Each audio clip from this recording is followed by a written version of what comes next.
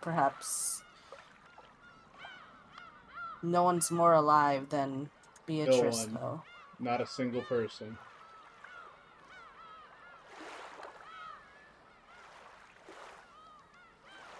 It is interesting that, like, they're just like, well, technically you shouldn't do this, but I mean, you know, who are we to stop you? Yo, everyone's live tonight.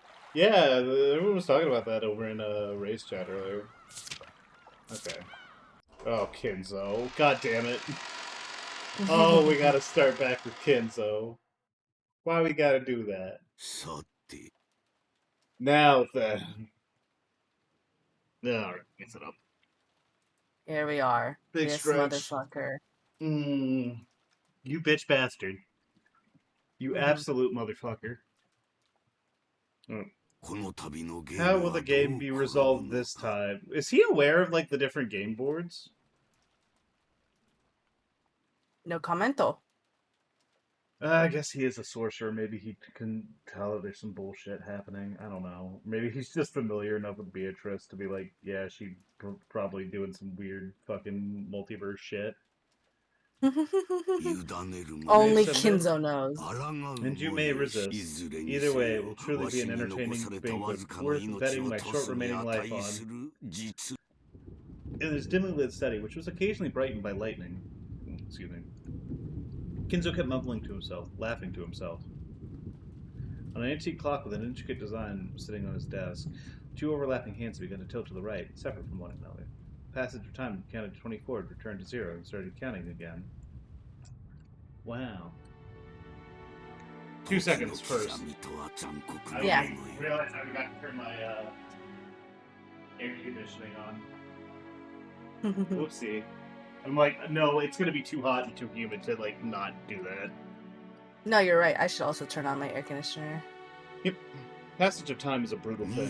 It drags itself all the way to 24 over the course of a day and then returns back to 0. Okay, okay, calm down, Sisyphus. We get it.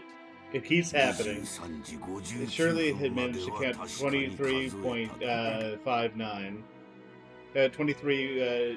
2359 or 1159. Never. Was it ever able to reach midnight? Or 24? 24 hours? If you believe that it returns to 0 again without reaching it, how futile it seems. God, I hate this. This sucks. No, is that not the same as a person's life? You live aiming for a perfect 24, and the instant you reach it, you return to 0. Many people praise the departed, saying that they did reach 24. That is absolutely not 24. I understand, like, the kind of metaphor they're trying to do here. This is awkward as hell. It is nothing more than 0. I'm built different. I will reach 24 alive. Sorry to everyone who's ever died. I'm built different. Because that itself is the Golden Land. That is Beatrice's dwelling. Kinzo had been fumbling around with some sort of tarot cards for some time. It looked as though he was trying to divine his own luck, his own propensity for victory, and doing it over every time he didn't like the result. That's like the perfect. How do I want to put it? That's the perfect indicator for somebody's personality. Like that's something that, like, lets you just understand who a person is immediately without having to like worry about it, or like how do I want to put it? There's, like, no better way to, like, determine what someone's personality is like than, like, an action like this. God bless. No, give me 1 second. I need to put this back up here.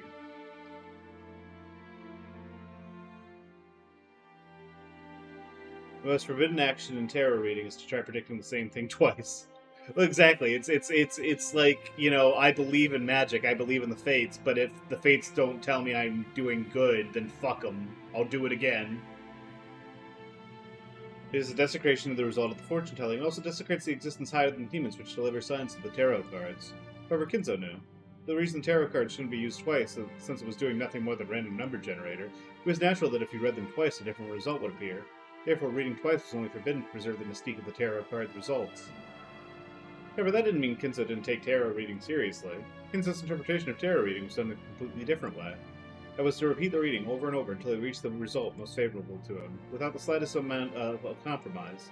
We'd on how he defined the result most favorable to him, but if he could demand the best result in a strict sense, it would be the same as a simple roulette of luck, where he sought an arithmetic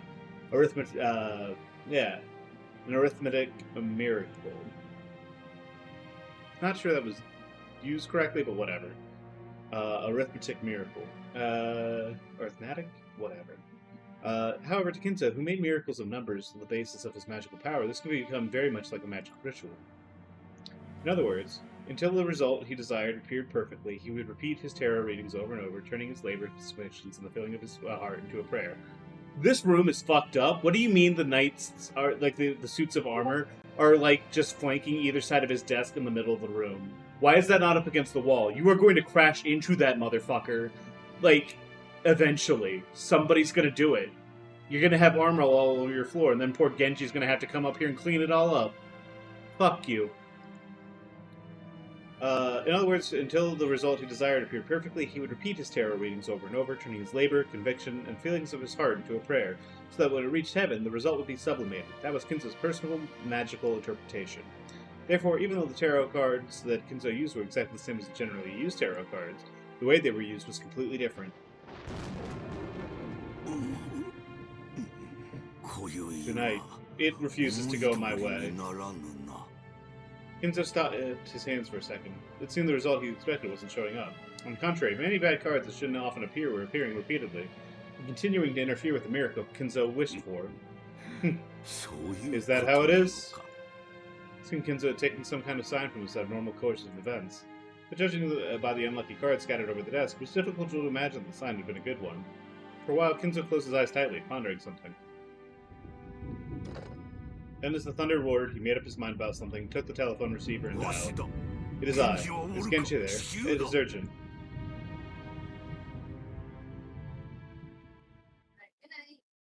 So he knows he's going to die. Oh, Okay. hello. Welcome back, Eddie. So he knows he's going to die, so he's giving Genji some last-second instructions to carry out after his death when he can no longer influence things. Oh, is that so? I'm almost certain that's what's supposed to be implied here. What happened? Oh, Kinzo's the type... I don't know if you heard me. I didn't know if you had your headphones on when I was saying it, but, like, when Kinzo was, like, redoing, like, the tarot card readings over and over again until he got the one that he wanted, I was like, that's, like, the most, like... There is no more perfect, like, way to tell somebody's, like, personality from a single action than that. It's the hypocrisy of, like, believing in the tarot cards and prediction, but if they don't go exactly as you like, clearly, like, no, like, I'm fucking doing it again. Fuck you. Yeah, sounds about right. In front of the main entrance, Shannon was cooling her flushed face in the frigid air. She had thought that George's proposal would surely come sometime. It wasn't as if her heart had been unprepared, and as she had nodded an answer, had she been reckless because of her youth? Should she have thought about her future more seriously? She found herself worrying that he might have thought of her as a cheap girl because of her immediate reply. Perhaps at least holding off until tomorrow morning would have given the impression of thinking more seriously. Now that she had already received the ring from George, Shannon kept fidgeting in embarrassment, thinking she should have done this, should have done that. As she did, she heard the sound of footsteps coming towards her, splashing through puddles. Shannon immediately chased away the emotions welling up inside of her, and then was killed by Ava. Genji-sama. Kanaka too. Hello, fake! I'm sorry for not coming back right away. She grew stiff, thinking that she would surely be scolded for spending too much time in her secret lovers' meeting with George. The master has told us to come to the study urgently. Let's hurry. Huh? Yes, certainly. What in the world? He said he had an ominous premonition. How selfish when he was the one who chose to start this ritual. We will enter from the back so that Goda doesn't notice us. Hide your footsteps.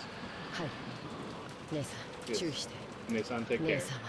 You're so noisy. Bro. Cannon was especially good at hiding his presence. Like he was a cat. He was able to suddenly be there without anyone noticing and leave in the same way. Because he's not Yo, real. he's so sassy.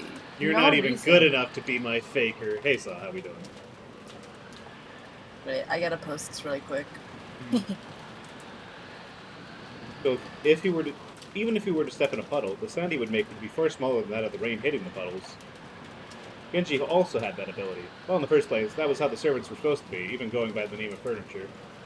Just like how desks and closets go unnoticed by members of the family. The servants also treated being able to show up unobtrusively when they needed to as their greatest virtue. In that sense, Shannon's footsteps still strongly asserted themselves. She was also trying to hide her footsteps, but compared to Kanon and Genji, yeah, you could say she was a little more lively. Eventually they reached the back door, and the three of them entered the mansion. I love rice. Wow. Immediately, they thought they felt something. It wasn't quite a sense of smell, rather, they felt it from the depths of their noses, and this hard to describe sensation, which you might call a sixth sense, allowed them to perceive that something was different than usual. Yes, we must hurry. Wait, oh my gosh, it's still nighttime. It hasn't passed yet. Well, no, midnight came about. It's midnight. Oh. But usually by like midnight, everyone's asleep. That perception that caused them to feel that something tense was closing in on them. Realizing that, the three of them dashed up the stairs, aiming for Kinzo's study, still hiding their footsteps. When they dashed up the stairs, the smell of sweet poison, particularly Kinzo's study, reached their noses. What is it, Genji-sama? The barrier is dead. Huh? Ah.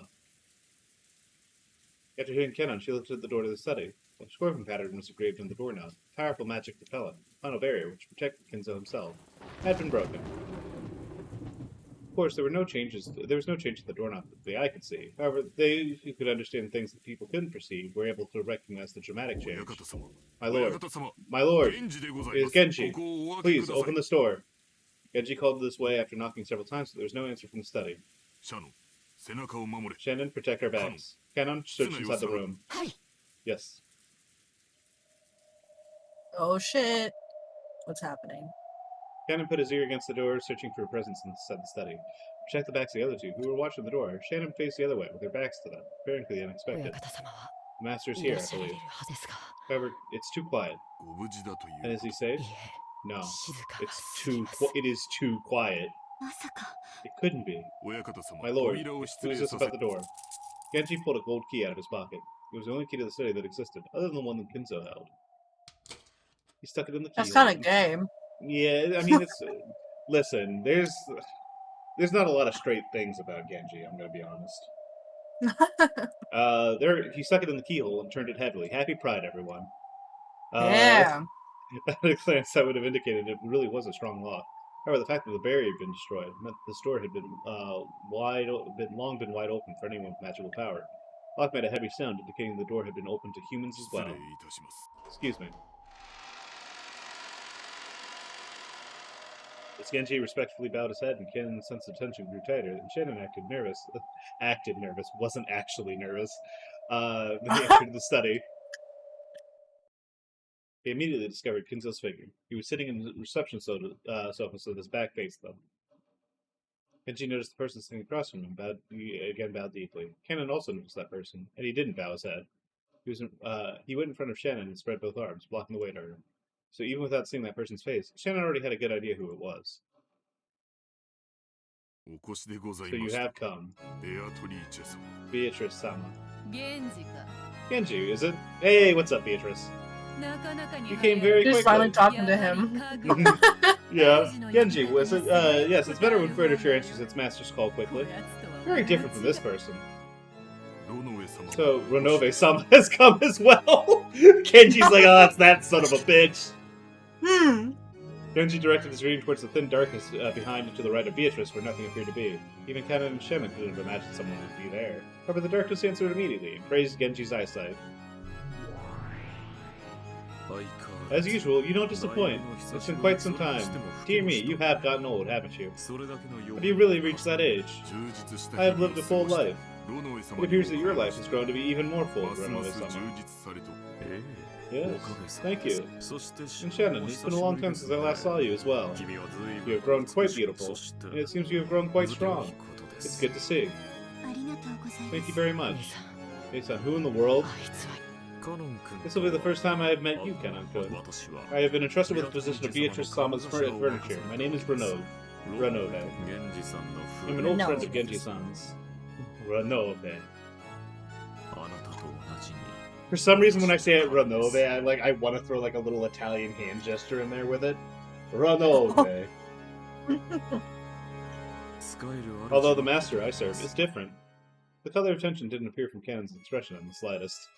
He doesn't seem very tense! The sprite does not strike me as particularly tense! Bored? Annoyed? Sure. Serving under a different master, furniture could become kind, brutal, or anything else as desired. If he called himself furniture serving the hated Beatrice, then surely he was a despicable being as well. It seems that I am completely despised. It is as though you hate everything to do with me. Beatrice openly sneered at Canon's hate-filled face. Then Canon finally observed. Beatrice and Kinzo were enjoying a chess game, sitting in facing reception sofas. But Kinzo hadn't even quivered. He was holding his head with both his hands, his eyes closed tight as he contemplated his next move. No, was he in anguish? My lord, I had told Kinzo two things. There was good news and bad news. The good news? Keeping it in the family. Bad news? It's your grandson. I'm fucking your grandson. Good news is that he would have the fortune of being reunited with me before the ritual even ends. Bad news that Kinzo had been selected for the very first sacrifice of the ceremony. I'm dead. Rough out. So is he. There's absolutely nothing I can do about it, because it truly was decided by the fickle roulette. But liar, you just take pleasure in killing people? Yeah, I mean, yeah, duh? That doesn't mean she was lying about the roulette. Stop, Kanon-kun. So, Kinzo, is it about time you decided to accept your loss? By this, our long-lasting contest is resolved, right? At a glance, you couldn't tell the current situation on that chaotic chessboard. However, judging from Kinzo's anguish and Beatrice's malicious relaxedness, it looked as though it was already decided. It is unavoidable. Is this also entertainment? It is to me too. Concluding my contest with you may bring a flood of emotions, but it has already surpassed love and hate. It was fun. Several decades that were not boring. Beatrice advanced her queen and made her final move. It was thus decided. This is a final tribute from me to you. Without reserve, sleep.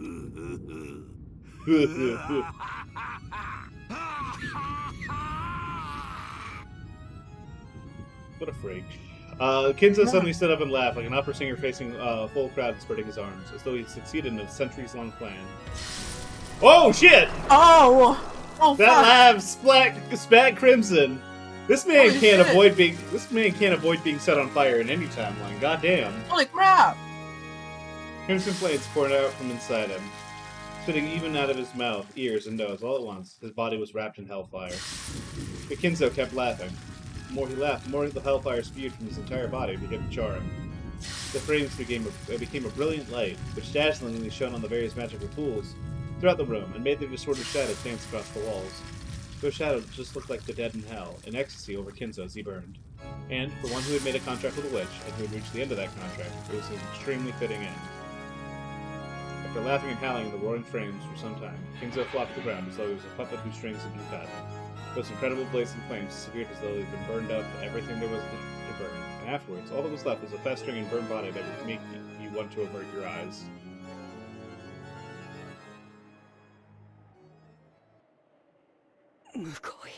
Horrible. You should talk, even though you think that was a fitting way for him to die. Like Beatrice was like reading the narration. She's like, "Yeah, it is appropriate. Fuck you. God said it was." Why have you shown yourself? Do you have some business with us? Yes, obviously. The ritual. Stop being Canon. Stop being a fucking hater for 2 seconds. Goddamn. You must not provoke Beatrice-sama. It appears that you have completely terrified them. Oh no, you're such a fucking asshole. True. It seems I just can't get along with Canon. Pity, I must say I quite like him myself. Myself? Myself? Question mark. Hmm? She doesn't really know. She's like, man, I don't know. That gets confusing. Beatrice smiled broadly, or perhaps wickedly. We also can't decide that. It really is just a bunch of ambiguous statements being made tonight. Mm-hmm. Kenan violently averted his gaze, obviously disturbed. His reaction was so different from what he had obviously intended that it made the witch and her butler laugh. Canon, you stand in the presence of Beatrice-sama. Carefully consider your manner of speech. Oh, there's no problem, Genji. Let him say as he likes. I am gracious.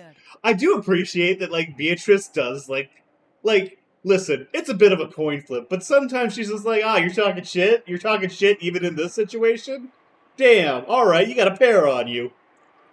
I'm just thinking about how, like, Genji and Shannon and Canon just, like, watched Kinzo literally burst into fucking flames in front of them. And they're like, yeah, whatever. Genji's face is just like... Yeah. He's like, well, this was probably gonna... He's like, listen, this is probably just a matter of time. Like, damn, winner of Don't Give the Fuck award.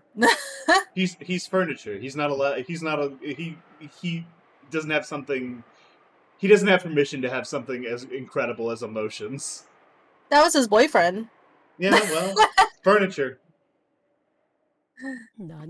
How are you gracious? How are you gracious? I am always gracious to those who are about to die. Kana was brought to the sudden realization by that creepy laughter. Beatrice's reason for being here was not just to take Kinzo's life.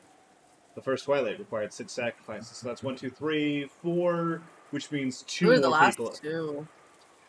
It's watch it be fucking like Nanjo and Kumasawa. Oh yeah, I guess that would be perfect. Yeah. No. Huh? And then it's just the whole family. Oh no. The worst fucking combination of people ever. I'm gonna be kind of disappointed if Kraus isn't dead, because I was really looking forward to, like, the Kraus dies every time, no exceptions. Okay, let's hold out. Let's manifest really quick. Yeah. Kinzo alone wasn't nearly enough, and just as they had just nonchalantly come to this place. Don't worry, Kano. You won't be selected as sacrifices just because you came here. It was because you were selected as sacrifices that you were called here. Well, I can't believe Beatrice is about to kill herself. I'm just thinking, like, I can't wait for one of the things to be like, yeah, there's never been, like, enough sacrifices at, like, a certain point, because Canon or Shannon by themselves only, or, like, together only counts as one person. They saw the kids. Yeah, well. What? They instinctively figured it out immediately. 6 sacrifices were required for the first Twilight. After Kinzo, how many more would you need to add up to 6? This mansion, the number 5 instantly made them think of the number of servants here. Let's go. Is that what you desire? Thank me, furniture. Your days of suffering have tonight finally come to an end. You should thank me if I come to tell you this. Certainly, if that is your desire. Canon's like, listen, dude, I get it. You like roleplay. This is a lot. Kenan's like, wait, Genji, you've lived a long, full life. I'm like 16. I still dress like a Hot Topic reject. You can't do this to me. I haven't kissed a girl yet. not necessarily because I haven't had the opportunity, but because I'm a bit of an idiot. Genji had agreed to the witch's heartless announcement in his usual manner, without raising an eyebrow. After the master's death, Beatrice-sama is our master. Is that how it works? Like, if you just kill Kinzo, you're just, like, in charge now? I mean, technically Beatrice, I guess. Oh, I guess, like, sets up this whole thing, right? Well, yeah, and it's like she's coming to collect, like, the debt. So technically, yeah, I guess they would pass to Beatrice as furniture. Mm-hmm. Yeah. Answering her demand is our final duty. Sean. Kano, you have done well serving until today. The hard work is now over. As I expected of you, Genji, this fellow furniture, I think honorably of you. Wow. Kano, do you have any objections? Damn! Get fucked, George! She just got proposed to like 10 minutes ago. Yeah, I think the big She thing. don't go fuck. I think the big thing is here is like she just hasn't had quite enough time to have character development. Like the other route, she had like a little bit of time, so she's like, no, I'm going to fucking stop you. I'm gonna fight. I'm human. I heard That's the so George funny. Sama gave you a ring. Even so, you have no regrets? No. That blessing was more than furniture deserves. Just receiving the ring has already fulfilled my feelings. Damn, she's so serious. Shannon had not yet reached the high Shannon had not yet reached as high a philosophical state of mind as Genji. There's still probably regrets, really were regrets left in her heart. She probably wanted to spend a little more warm time with the person of her thoughts, George. Dying may be better. But she released herself from that. She took a single deep breath, and from that point on, the expression she wore was blank. What's up? I kinda feel bad, because, like, Rosa and Kenzo are right there, but we're still like, man, fuck George. Like, this man comparatively has done so little. No, he's bad. He's bad. Still bad. We're right. We right. We know. She's like, no, never apologize for hating. We're so right. I'm from New Jersey. What do you want from me? Very good.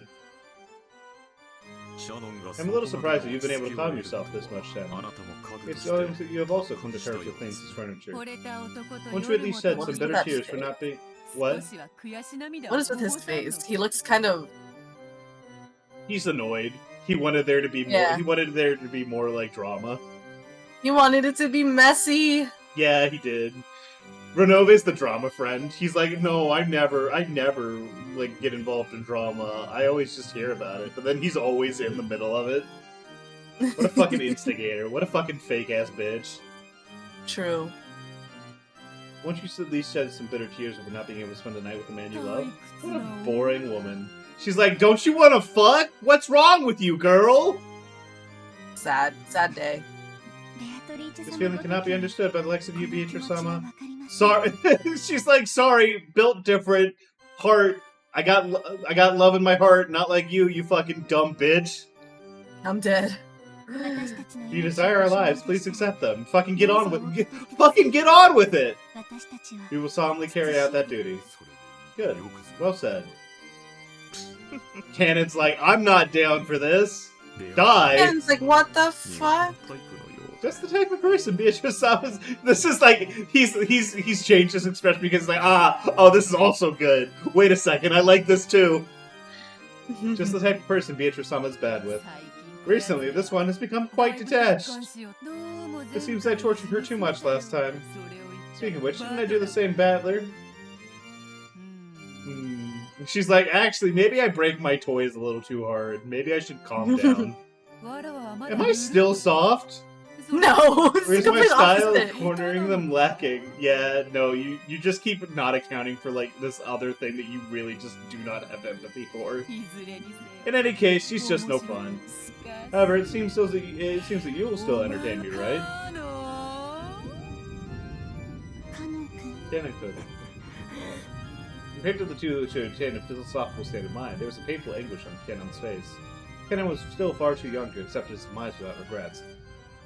Once again, it's boiling back around to, like, Beatrice is the desire for revenge, Canon is, like, the sort of rebellious part of, like, Shannon, and Shannon is, like, the sort of, like, demure mask that she wears in order to, like, continue with the light that she has around her. Demure. Very demure, very mindful. That bit's been dead for a little while. I actually feel kind of bad for saying it.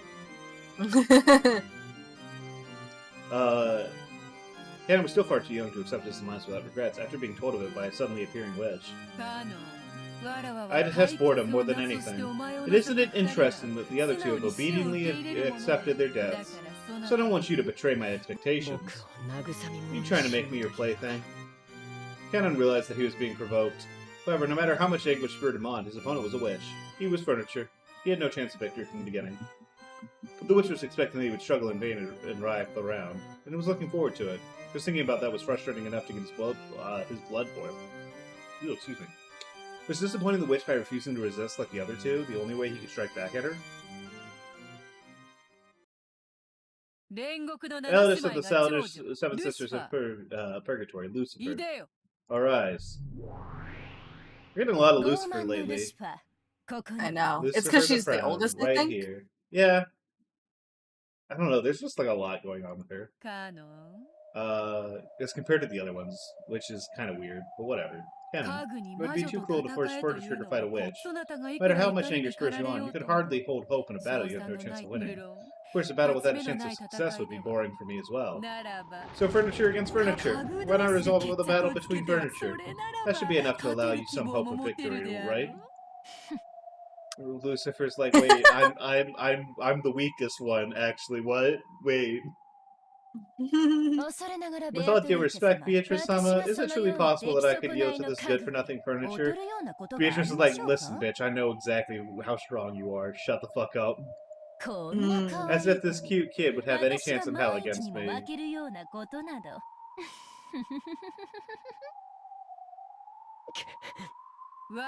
Tell me that you can defeat my furniture at the 7 stakes of Purgatory. If you manage to come out the admirable victor, let us see. I will let you have free choice of the 5 people who would escape becoming one of the 13 sacrifices. Ooh. Well, that's, I mean, at that point, you just throw the whole fucking roulette board out. That's like the whole point of the ritual gone. Beatrice is like, I got bored. Yeah. I will unconditionally welcome the 5 people you recommended to the Golden Land. How about that? Canon understood he was being provoked. However, the witch's condition was very tempting. The evil ritual the witch and the rest were trying to carry out was, at this point, not something that Canon cared about in the slightest. On the contrary, it was much more important for him to survive and be invited to the Golden Land and have his wish granted by Beatrice there. You cried that you've had enough of eating furniture, right? I shall grant your desire. I shall give you that human body that you wanted so much that you cried yourself to sleep. Aww. Once again, how much of that is like a metaphorical human body as compared to a body of furniture, and how much of that is like literal? Like, she will make a body for this split personality. What do you say? And you could be together with Jessica, right? Oh, just perfect! You mean include Jessica and yourself in the 5 you recommend for invitation to the Golden Land? If you have some hesitation towards making only yourself happy, then you can add Shannon and her loved one, George, as well. Who would be the last one for canon? Like, him and Jessica, Shannon and George. George is only coming along because of Shannon. Maybe like Maria, because she's the youngest. Yeah, maybe Maria. Is there anyone else? Like, is there anyone that Canon actually likes? I mean, I guess he gets along technically with Battler, right? No, I think that it's like they don't like each other. Or like Canon doesn't like Battler specifically. Oh, oops. Anyways. I think maybe it would be like, maybe Genji? Or maybe Maria, I think. Maybe Maria for, like, morality's sake. Because I think Canon hates everybody else except for maybe Kumasawa. Yeah, but I don't think that they really interact like all that much. I feel like he's. I don't really think they super get along. Yeah, I think it's just like they work together. They're co-workers. Well, I guess probably Maria then, because I think that like he's gonna like rationalize that she's the most innocent out of all of them. Yeah, I think Canon's the most likely to think like kind of logically about this. Yeah. I don't think anyone else really has a chance. Sorry, Battler, you're the only cousin who's dying. That's what you get for missing out after what? How many years? On the other hand, Battler and if Canon saves Battler, they can finally fuck. Oh my god, your obsession with your yaoi OTP. It's Pride Month. Fuck you. I don't know. I think that there's a nice amount of like tension there. You feel me? that there's that anger. If you're worried about the duty, then you can also add Genji. Whatever. Genji doesn't care. Genji doesn't want to join. Genji doesn't give a shit one way or the other. That's 5 people, just enough room, Canon. With this much of a reward, you won't let me get bored, will you? She's just playing with you. There's no need to listen to her. I'm sick of this. Is this really what you want, Nason? Beatrice couldn't hide her evil smile at those words. I'm sick of this. I want to be happy. I've had enough of being furniture. I want to become human and have normal love. It's really interesting how, like, it seems like it almost flips between the two of them. Like, because in the last route, it was all about, like, or, like, the last episode, I'm making a choice at any point in time. In, like, the last episode, it was, like, all about, like, Shannon realizing that, like, she has already stopped being furniture. Like, she's dying human. And then Canon was, like, furniture to the end, and now it's, like, the inverse, almost. Like, it's, like, they're so early into their arcs, or whatever. It is interesting how each, like, game board differs. Yeah. And have normal love. I want to know that the ocean is blue like you. Aww. Well, yeah, so even then, like, it's like one of those things where, like, Shannon's already accepted the fact that she's human, right? Because, like, she's like, only humans can see that the ocean is blue, even when it's gray. Uh-huh. Like, that was, like, one of the... I'm looking at her chat. No! That's right. Put that in the curler. Put it in the curler. I put my bangs in a curler, okay? Damn. Incredible. I want to know that the ocean is blue like you. This is a really good line. How young. I'm jealous. Renopix having the time of his life. I love, like, when you really take a step back and realize it's just, like, a room full of, like, adults or, like, people older than Canon just bullying him. Yeah, like, what if we just bullied this child? That's why I like the young ones. Genji, Shannon, stay back. Beatrice, wait a second. I wish I could, like, go back to, like, before that line had finished and just, like, screenshot it. You could. Beatrice pedophile real. No, we're not doing that. That's why I like the young ones. You gotta watch what you're saying out of context, Beatrice. Well, she is, like, how old? I mean, a billion years? The age gap is crazy no matter what happens, I guess, yeah. Problematic ship between her and Battler. Not to mention the fact that they're probably, like, second cousins. Kind of. Don't worry about it. As you command. We're going to the we're going to the budget dimension to have our fight. Hey, Dagger. I don't like it. Cancel Beto 2025. She's had it too good for too long. You know you can't win against Beatrice, but you look down on me as though you might be able to win against me. I really don't like it. That was probably humiliating to Lucifer. At the same time, she was also happy that she was so lucky to have this lovely prey all to herself. Come, furniture the witch. Don't think you can look down on me forever. Anime time. Anime time! Let's go!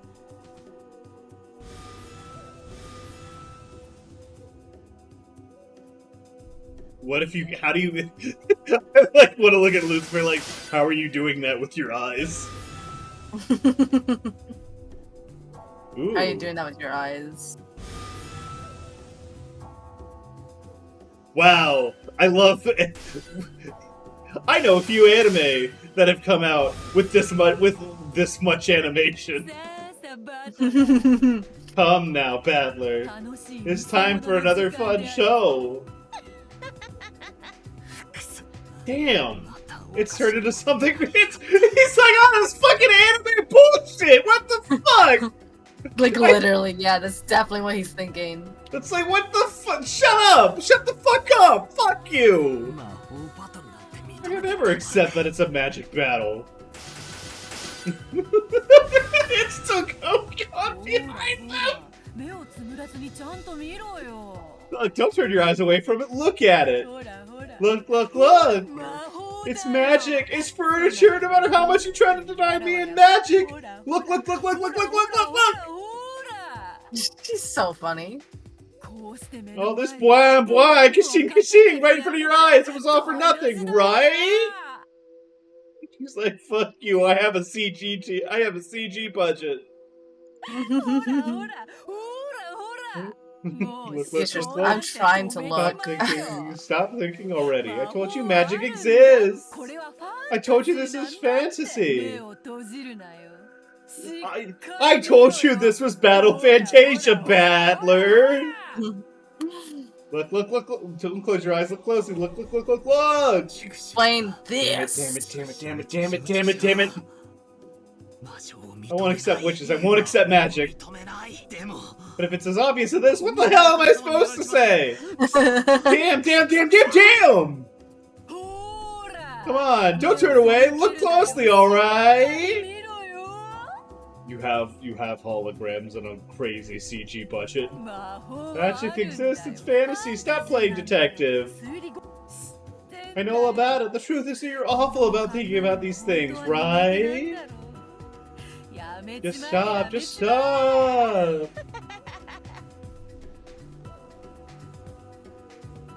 Cool. Beatrice is absolutely the type to be like, I'm not touching you, I'm not touching you, I'm not touching you. Yes, Stop, yes. I'm not touching you. Look, look, obviously fantasy, obviously fantasy! I'm gonna let her check that. Hello, Canaris. We are, I believe, on the 3rd chapter? Yeah, we're on the 3rd episode, chapter 6. Yep, the beginning of the ritual. Don't talk to me!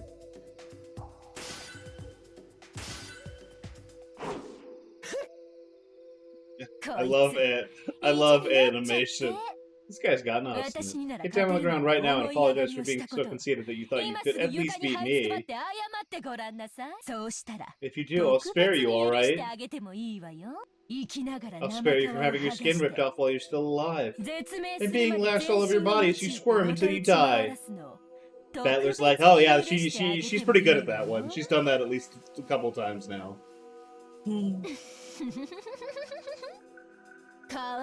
You're a cute kid, so apologize. If you do, you can spend your last moments in blissful, wonderful ecstasy as I gently finish you off. I forgot they're all horny. Yep. Be silent, furniture of the witch. I have no intention of speaking with you. I say, speaking with you. So you say that you think nothing of me, do you? I don't like it. That disrespectful gaze of yours. I really don't like it! I feel like we gotta get all the fucking use we can out of these pre-canned shit. Out of this pre-canned shit.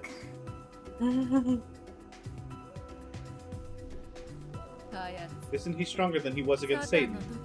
Okay, so it's definitely Beatrice is knowingly going through all these game boards. So she's like simultaneously Beatrice on the field and then Beatrice in like kind of the observation booth. Renove is probably the same, and I guess all the so good at multitasking. She is. That's why humans are so frightening. Sometimes they even become witches and treat demons as butlers. Oh, Renove. I can't bring myself to hate you. You're a bitch, but you're... He's so good. He's so sassy. You know what? I would love to queen out with Renove. Happy Pride. Happy Pride. That, like, I feel like we would just, like... Renove's just absolutely, like, a sarcastic mean gay. When is your Renove cosplay, Det?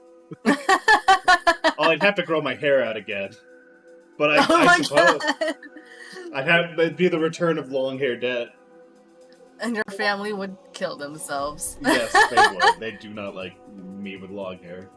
I'd also need to get the stupidest looking monocle in the world.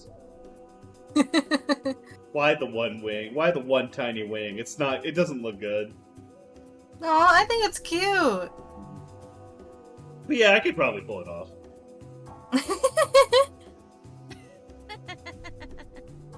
I love how, like, Beatrice, like... I like how, like, Beatrice likes that he's, like, a sassy, mean gay. This is how two gay people talk to each other, to be honest. Yeah. So what should I cheer on?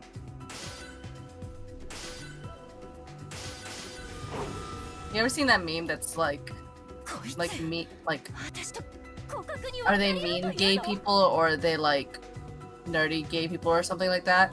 Or like Yeah. Steven Universe gay people? Yeah, exactly. These are like mean gay people. Yeah, these are mean gays.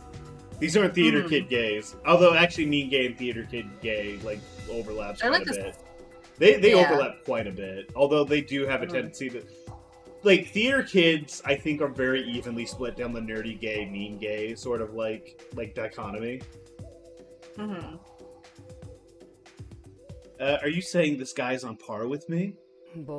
Don't look down on me. As long as you have that pride, you can never win against me. You speak of Lucifer, the eldest of the seven sisters of purgatory, and say that I could never win. This hits so much harder knowing that she, like, actually, like, is, like, really insecure about her position because she knows she's the weakest. I know. I think we should read like the bios of like every one of these sisters, like as they show up, so we know what their deal is. Just to go back to it a little bit. For that reason, she claims to be the strongest, and secretly aware she is the least talented. She lives in terror. Yeah, if she loses to the human, it's over for her. She's absolutely, Oh my god, like, on the in the shit forever. Yep. And say I can never win. How conceited.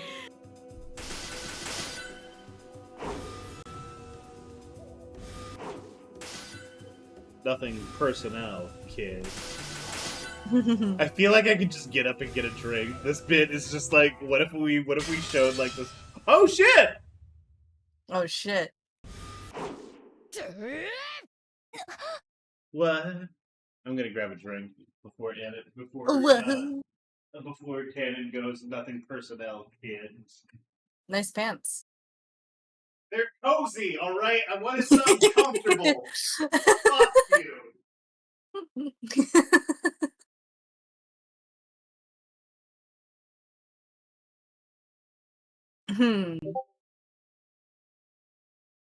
Just me in the chat now. Although not really, because I think everyone is like fucking Christmas in July. What? Oh, not okay. Everyone is balancing like 5 different streams right now. We're all streaming at the same time. Every one of us is streaming. God bless. Kenna was desperately trying to stay alive and had the strong desire to become human. But Lucifer didn't feel anything stronger than a slight desire to play. So that reached its inevitable result. For the ability to yield such a result is the power of humans. The power of the heart. That's as far as you go. You can never win against me. It's nothing. Canon is absolutely like nothing personnel, kid. Yep, he edgy. He like that. I mean, I guess it's just like you can take one look at how he dresses and be like, yeah, okay. Yeah. The glowing red trail extended straight out Cannon's arm, pointing at Lucifer's throat, just beneath the tip of her chin. What is this? How can I... There must be some mistake. She ground her teeth in irritation. She tried to deny the reality right before her eyes. She's so fucked. She's on the... She's bottom bitch forever now. But no matter how much she believed in her own superiority, it didn't change the fact right before her eyes. Ooh! Well done, Cannon! Wonderful! You haven't made me bored! How pitiful my furniture is in comparison! Yikes! It's never been more over for Lucifer.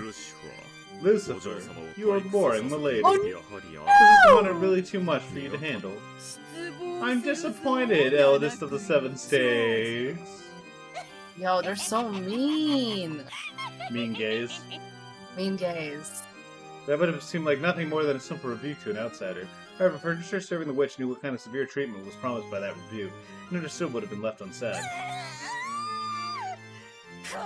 You good for nothing furniture! Isn't she also one? Yeah. She howled. Abandoning her last bit of pride, she made her body explode, exposing her true form. The form was a demon snake, which bounced and deflected off the walls all over the room. How could you shame me so much? I'll kill you, kill you, kill you, kill you, kill you! You slowpoke. Even though you can't follow my movements anymore, I won't play around anymore. I'm seriously mad. I'll pierce your heart in one blow. I'll plow right through you and make a fountain of bright red blood reach the ceiling. Die! Hammond-kun.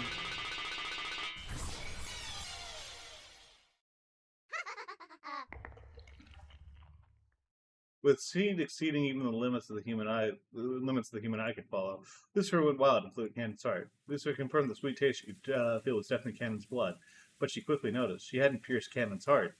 Oh. This is why humans are frightening. Would you like some black tea? I'm fine for now. This is so interesting I don't need black tea. Cannon could. It's like through the hand or some shit.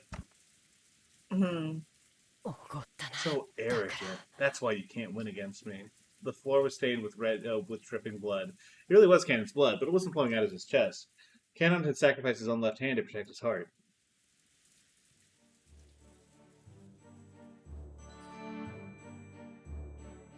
Lucifer was arrogant, even though she had been given enough time to realize that this was an opponent capable of cornering her.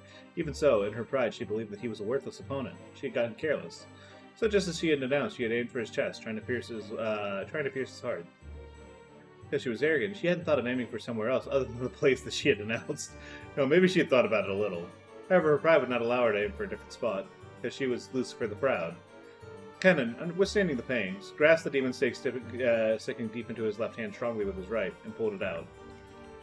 The sound of breaking bones and even more blood dripping out could be heard. Shannon instinctively averted her eyes. There was an air hole in the backside of the pierced hand so big he could clearly see through it to the other side. Cannon's face was filled with agony, but in this very moment, he had won, without a doubt. Oh, I love how she, reformed, kind of blushing. No! The demon stake he is gripping with his right hand had turned back into Lucifer again. Cannon was now gripping exactly where her neck was. Aww. I win, Beatrice. Cannon didn't hold back at all with the hand gripping Lucifer's throat, so she had challenged him again after the fight had already been decided. Cannon had no obligation to be considerate. But even so, Cannon released the witch's furniture. Was it his naive humanism, his pity for another piece of furniture, or a final show of respect for the witch? In any case, when she was released, Lucifer fell face down on the ground and made as if to vomit, moaning over the pain in her throat. Damn! Spectacular, Cannon. Your great efforts have gone some way to proving Kinzo's research correct. Renove was clapping his hands. To Cannon, who had achieved a difficult victory, incurring a wound on his left hand that couldn't be closed, his applause did nothing but shallow. All possibilities are hidden in the human heart, was it? I just love how he's just like, well done, Cannon! You can't do this anymore, but good job! My, this is why humans are frightening. Well done, Cannon. You are victorious. Spectacular. Are you okay? Cannon couldn't. Cannon ran up to him and wrapped a handkerchief around his left hand, which was still spilling blood. That was spectacular, Cannon. Truly spectacular. I was also slightly hoping for an upset. How truly wonderful you are as furniture not to let me down. I think better of you now. I honestly think better of you. You better not have forgotten our promise, Beatrice. Of course I have not forgotten. Witches and demons are admittedly unjust. However, we are much more noble than humans when it comes to our contracts. I will not go back on my word. I guaranteed that if you won, I would give you the right to decide the 5 people who would escape becoming the 13 sacrifices. I haven't yet lost... Lucifer, give it up. Oh my god. She's so close! Oh. She's so Beatrice showed her pipe and heaven and earth turned over just for Lucifer. So as a horribly natural result, she fell onto the ceiling. The ceiling doesn't seem that high to people standing on the floor. However, people who fall on it upside down and head first surely don't feel the same way. Milady, isn't this a little much? That may be so. I suppose I will forgive her. Beatrice fought her pipe again! Oh, what a bitch! What a She's so God. funny. When she did, the magic that had been affecting Lucifer was released. So as a horribly natural result, this time with extreme legitimacy, she fell back to the floor. She's so funny! Turns you around. Beatrice-sama, forgive me. What are you afraid of? I've already forgiven you, haven't I? So, Canon, shall we continue? Continue what? You aren't saying you want me to finish her, are you? No, she's saying you gotta do the rest. You gotta do the rest of them. You gotta do all 7, Canon. Oh god. No. It isn't over yet, right? What is it? Stop dodging the question. I did promise you, didn't I? If you could defeat my furniture up the 7 stakes of purgatory, right?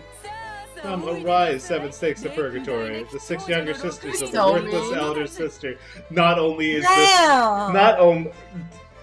She specifically pulls this out, not only to, like, fuck with Canon, but also to fuck with Lucifer. She's really getting a 2-for-1 here. Yeah, damn. This is what happens when Shannon's not, like, a whiny little baby. Like, Beatrice has to start drama herself. Hello, women. Hello. Women with the same face and a different hair. Yep. With shrill laughing voices, the air split, and gold sprayed everywhere as the remaining 6 of the 7 sisters of the Stakes of Purgatory showed themselves.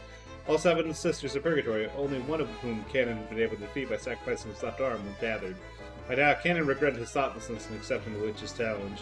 Even foolish to assume that a game with a witch would be on an even footing. Lame-o. Okane-sama, why are you falling on the floor? You people. She's so bad for her. See, this is why One-sama is useless. Give me 1 second. Oh god, yes, we have to read what all of their issues are. Second sister, Leviathan. Advanced level furniture often confronts the elder sister, Lucifer, on behalf of the younger sisters. She's a fundamentally envious and brutal personality, is an adept at finding others' weaknesses. However, she's better described as not envious, but a crybaby who wants her on her way. For some reason, she's not very shrewd and always ends up last in the sister's order, drawing the short straw and crying. Aww. Third sister, Satan. Takes on the will of every angry class president of the sisters. Dead tribes tend to fly out of her mouth in rapid succession, so she is feared by the other sisters. Because of this fear, no one is willing to talk back to her, and she is actually quite lonely. From time to time, she will intentionally do things that she gets yelled at, but none of her sisters will admonish her for. She will intentionally do things so she gets yelled at, but none of her sisters will admonish her for it, making her feel empty. Belphegor, taciturn, assiduous, and the most trusted of the sisters' furniture. However, that is partly because of her demonic desire to turn her masters into lazy pigs. In that sense, she could probably be called the most demon-like of all the sisters. She's flaws that she is too serious. Conversely, she's not used to being treated with kindness. This is like the one who I think, like, if you had to pick one to like have like a normal-esque relationship with, I think this would probably be the one that like makes the most sense in that regard. You just gotta be nice to her, and then she's just gonna do her best to like do everything in her power to like help you out because she wants you to be lazy and reliant on her. And I'm like, that's a dynamic that could super work. Memon. Memon is extraordinarily quick to take what she wants, and she never holds back, not even for her sisters. Her motto is to be greedy and have all things to herself. For this reason, most arguments between the sisters are sparked and instigated by her. Oh my However, gosh, among the sisters, she is the most honest about her own emotions, and the most devoted in trying to please the opposite sex. Greedy but a hard worker, she will spare no effort to have a permanent monopoly on someone's affection. So this is just like she's like jealous, but like she'll work for it, I guess. She's jealous, but she's honest about it. Mm-hmm. Beelzebub is known as the gourmet of the sisters, and is known for being a big and picky eater. Her personality is similar to Memon's, and they often vie to beat each other to the prize. She's also always talking about food, which makes her a calming influence among the sisters.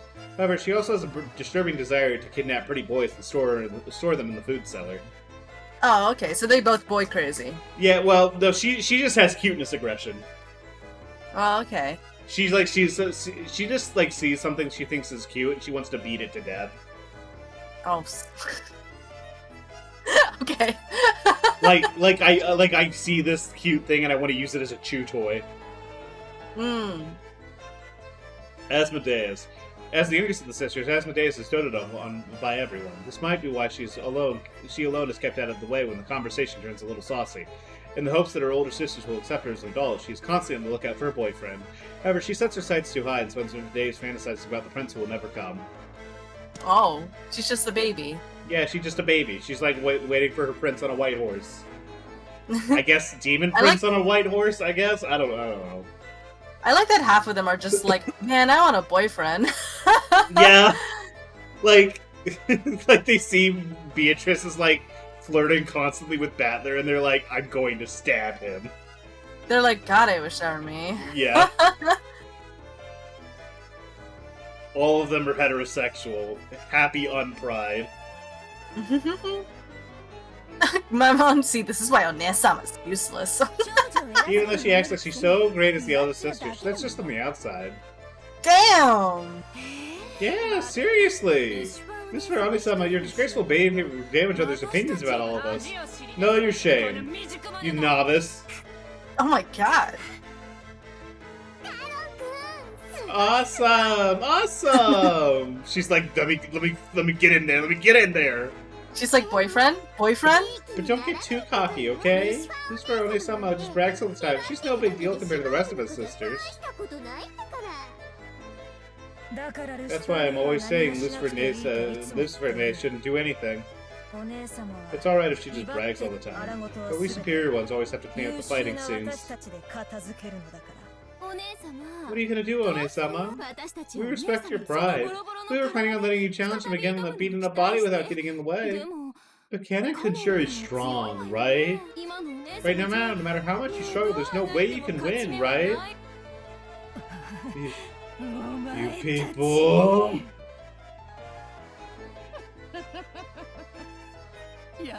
My, you sisters are always so lively. Is now really the time for discord? Being a 7-person unit is what makes you the 7 sisters of purgatory. Now be nice and execute the task I gave you. Swiftly, alright? Come on, Mr. One-sama. If you want to borrow the power of your little sisters, say it, okay? I want to hear you ask us for help from your own mouth. Plan to mock me even more? I, the foolish, weak, ugly, shameful. Eldest sister Lucifer begged my younger sisters to save me. Come on, let's hear it. If you let us hear it, we'll save you. That's the deal, right? Everyone? Bitches! The 7 sisters of purgatory taunted their elder sister, calling her worthless, verbally abusing her. Even Canon, who had been fighting her for his life until a second ago, couldn't bear to look straight at. He's like, damn, that's like rough. That's fucked. You'd think Canon's just kind of like sitting there a little awkwardly, like and embarrassed that he's caused all of this. It's like I'm about to die, and like there's nothing I can do about that. But like, damn, this is like rougher than what I'm gonna have to go through. Like, I'm happy I'm not on the other side of this equation here. God damn. Mm-hmm. Do it quickly. Obviously, we won't get anywhere with you alone. Hurry up and say Canon, that's the 7 sisters. Oh, what could be wrong, Lucifer? It's an order from Milady, you know. How cruel. Like, Shannon's like about to die, and she's like, man, this is fucked up.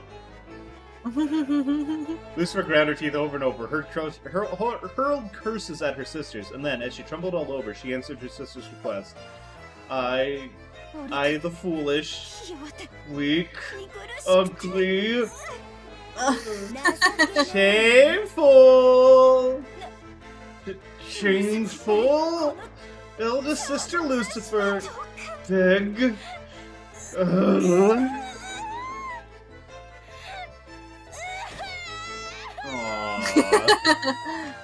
She cried. She was finally unable to endure saying those degrading words, and the girl bearing the name of Pride broke down crying. However, the 6 younger sisters kept giggling cold-heartedly. This is fucked up, man. Hey! Don't try to trick us by crying. You haven't finished saying it! That should be enough. Come, sisters, let's display our power. Don't be satisfied until I hear the whole thing, you know? Come on, One-sama, keep going! That's enough. Come on, the shame has been brought upon all of us, sisters. We won't let them return alive. Alright, how should we play with this pitiful furniture? Any wonderful suggestions? Me. These are the things. The 7 of us should get along and split cannon could between us. Good plan. That way all of us, all the sisters can get along. Then I'll take the lead. All of you can have the limbs. No! I get the head. You know there's no way there'll be any meaning to promises like that. It's obviously gonna be the first one there wins. It's just like he's like Cannon could dies and he just has 7 stakes in his head. Like there's just nothing left. Fucking God damn it. I can't believe I'm only getting cheap viewers. I don't even get the best viewers. They're like, you can't afford that. Of course, the one time I decide to put the chat away for like 5 minutes. I'll never be a proper mod. It's obviously going to be the first one that wins. Kaden-kun, if you have a suggestion for how you like to be killed, just tell us, okay? We 7 sisters will kill you in an awesome way. You keep going, I'm gonna grab a drink. Yeah. Damn. You've shamed me so much. Even slicing you in 8 pieces won't be good enough. I'll slice you to 100 pieces. Here we go, everyone. Yes, One-sama. 7 of them burst at once. They had no desire to play or boast. This time they would genuinely follow their master's order. Slay Kanon, swiftly.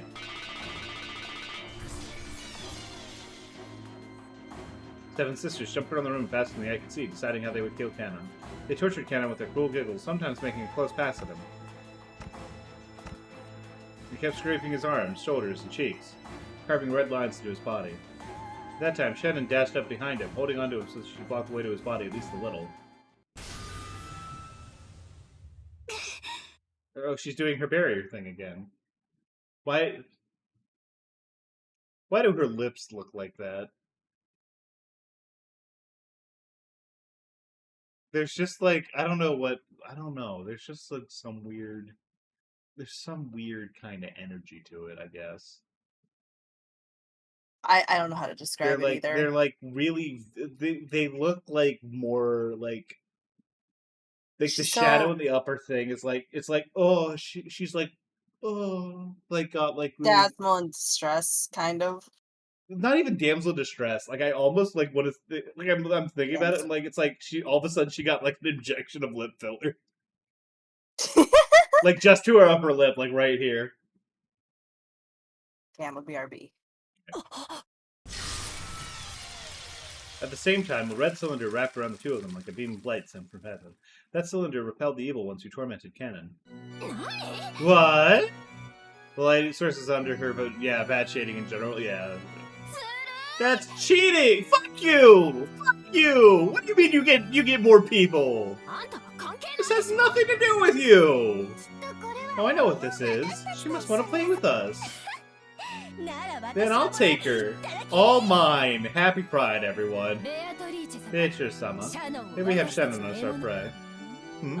Oh, I don't mind. Do as you like. Seems Kanon alone won't be enough to satisfy your gluttony. And whenever, I'm so very grateful. Come on, I'll make you regret coming out and invited. I'll turn you into scraps of meat so shredded you can't even tell who's who. Mix you and mince you into hamburgers. American demons be like, what if humans were hamburgers? Idiot breaking the barrier comes first. Do your job before you start worrying about food.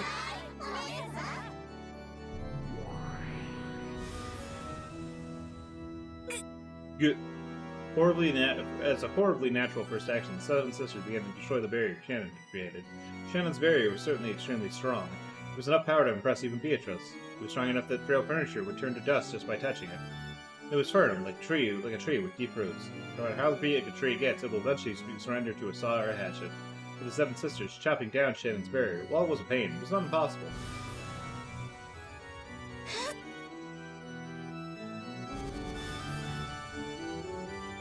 The sound, like beetles jumping around, grew ever more fierce to fill the room. They cut up and suddenly eroded away that red barrier, as though with a hatchet, a saw, no, a chainsaw by now.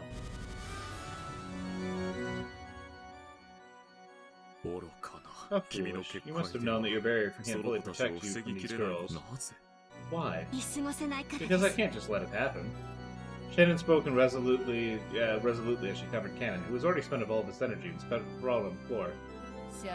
If you hadn't barged in uninvited, I would have given you a sleep-like death. Why have you deliberately exposed yourself to the Seven Sisters? All death is not equal, you know. You realize an intense death that tortures you even after you die. Go ahead, do as you like. Just as you like as you do as you want. I have done as I wanted. Somehow you simply lack entertainment value recently, you know? The most important part about love is during the time when it's uncertain whether or not you will achieve it. After achieving it, a woman is like salmon who has finished like a salmon who's finished laying her eggs. I've already tired of you. Thank you. No words I could hear from a witch would make me happier.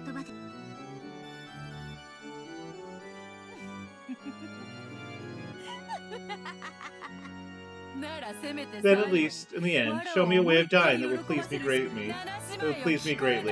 Seven Sisters, you hear that? Show me the limits of your brutality and the way you kill Shannon. Shannon. My apologies. This is so goofy. This inside the barrier CG is ridiculous. In the end, I wasn't able to match up to your greatness, Kenji-sama. You're an idiot, Nei-san. If you just left me be, you might not have met this horrible... Well, it's alright.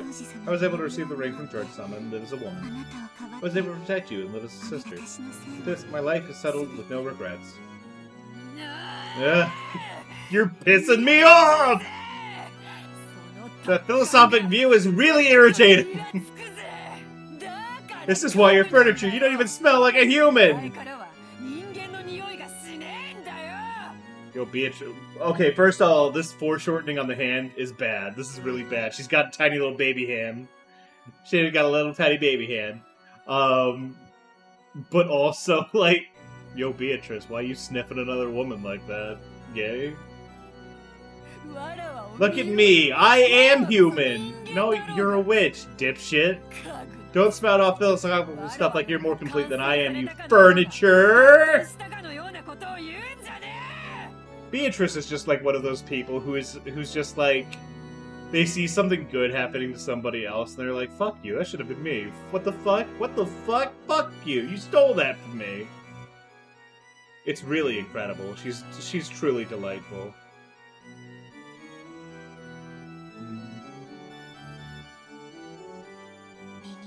How ugly. Does that regret your true form? It's not a regret, this is called living!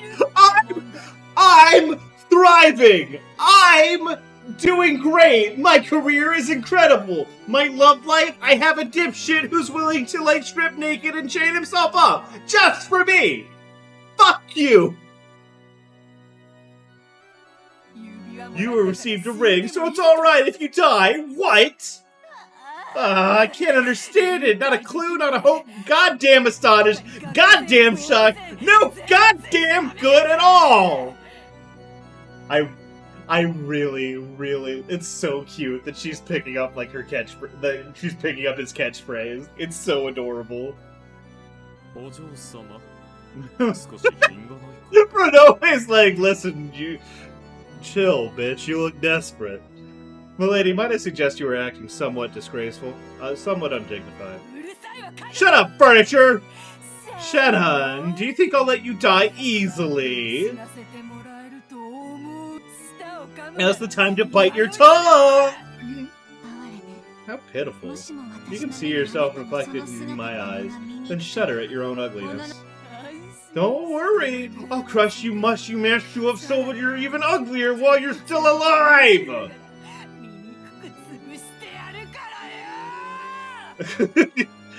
This is just like, it's just the soy face. It's just the soy Chad meme.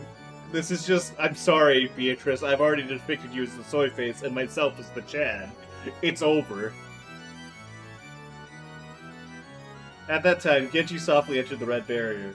Maybe that barrier didn't block those without an intent. Then Genji softly held Shannon from behind and covered her eyes with his right hand. Genji-sama, you've done enough now. Go to sleep before me. Yes. Thank you very much, Genji-sama. After that, Genji softly pressed his left hand against the area around her collarbone. As he did, from the area with the left hand pressed, the crimson stain gently spread out.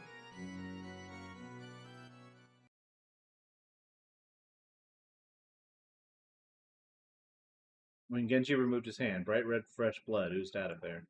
For just the very first instant, it appeared to be shaped with a crimson rose.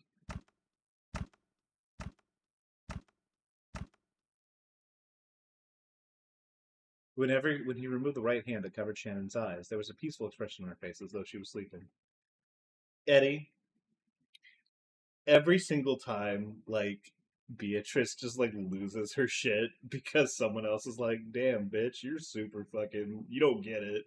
You're an ugly bitch in your heart, and you're always gonna be an ugly bitch in your heart.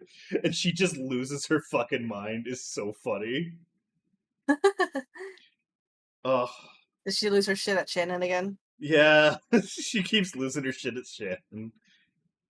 It's like there's so many lines that are so good. Like she's like, "Oh, wait, you're prepared to die just because you get a ring? What? I'm like, she's like, I'm not fucking like that. This is called living. I'm not ugly. I'm not failing. I'm not incomplete. This is what living is, bitch." My career's great. I got a boy toy who's like willing to strip naked and chain himself up for me.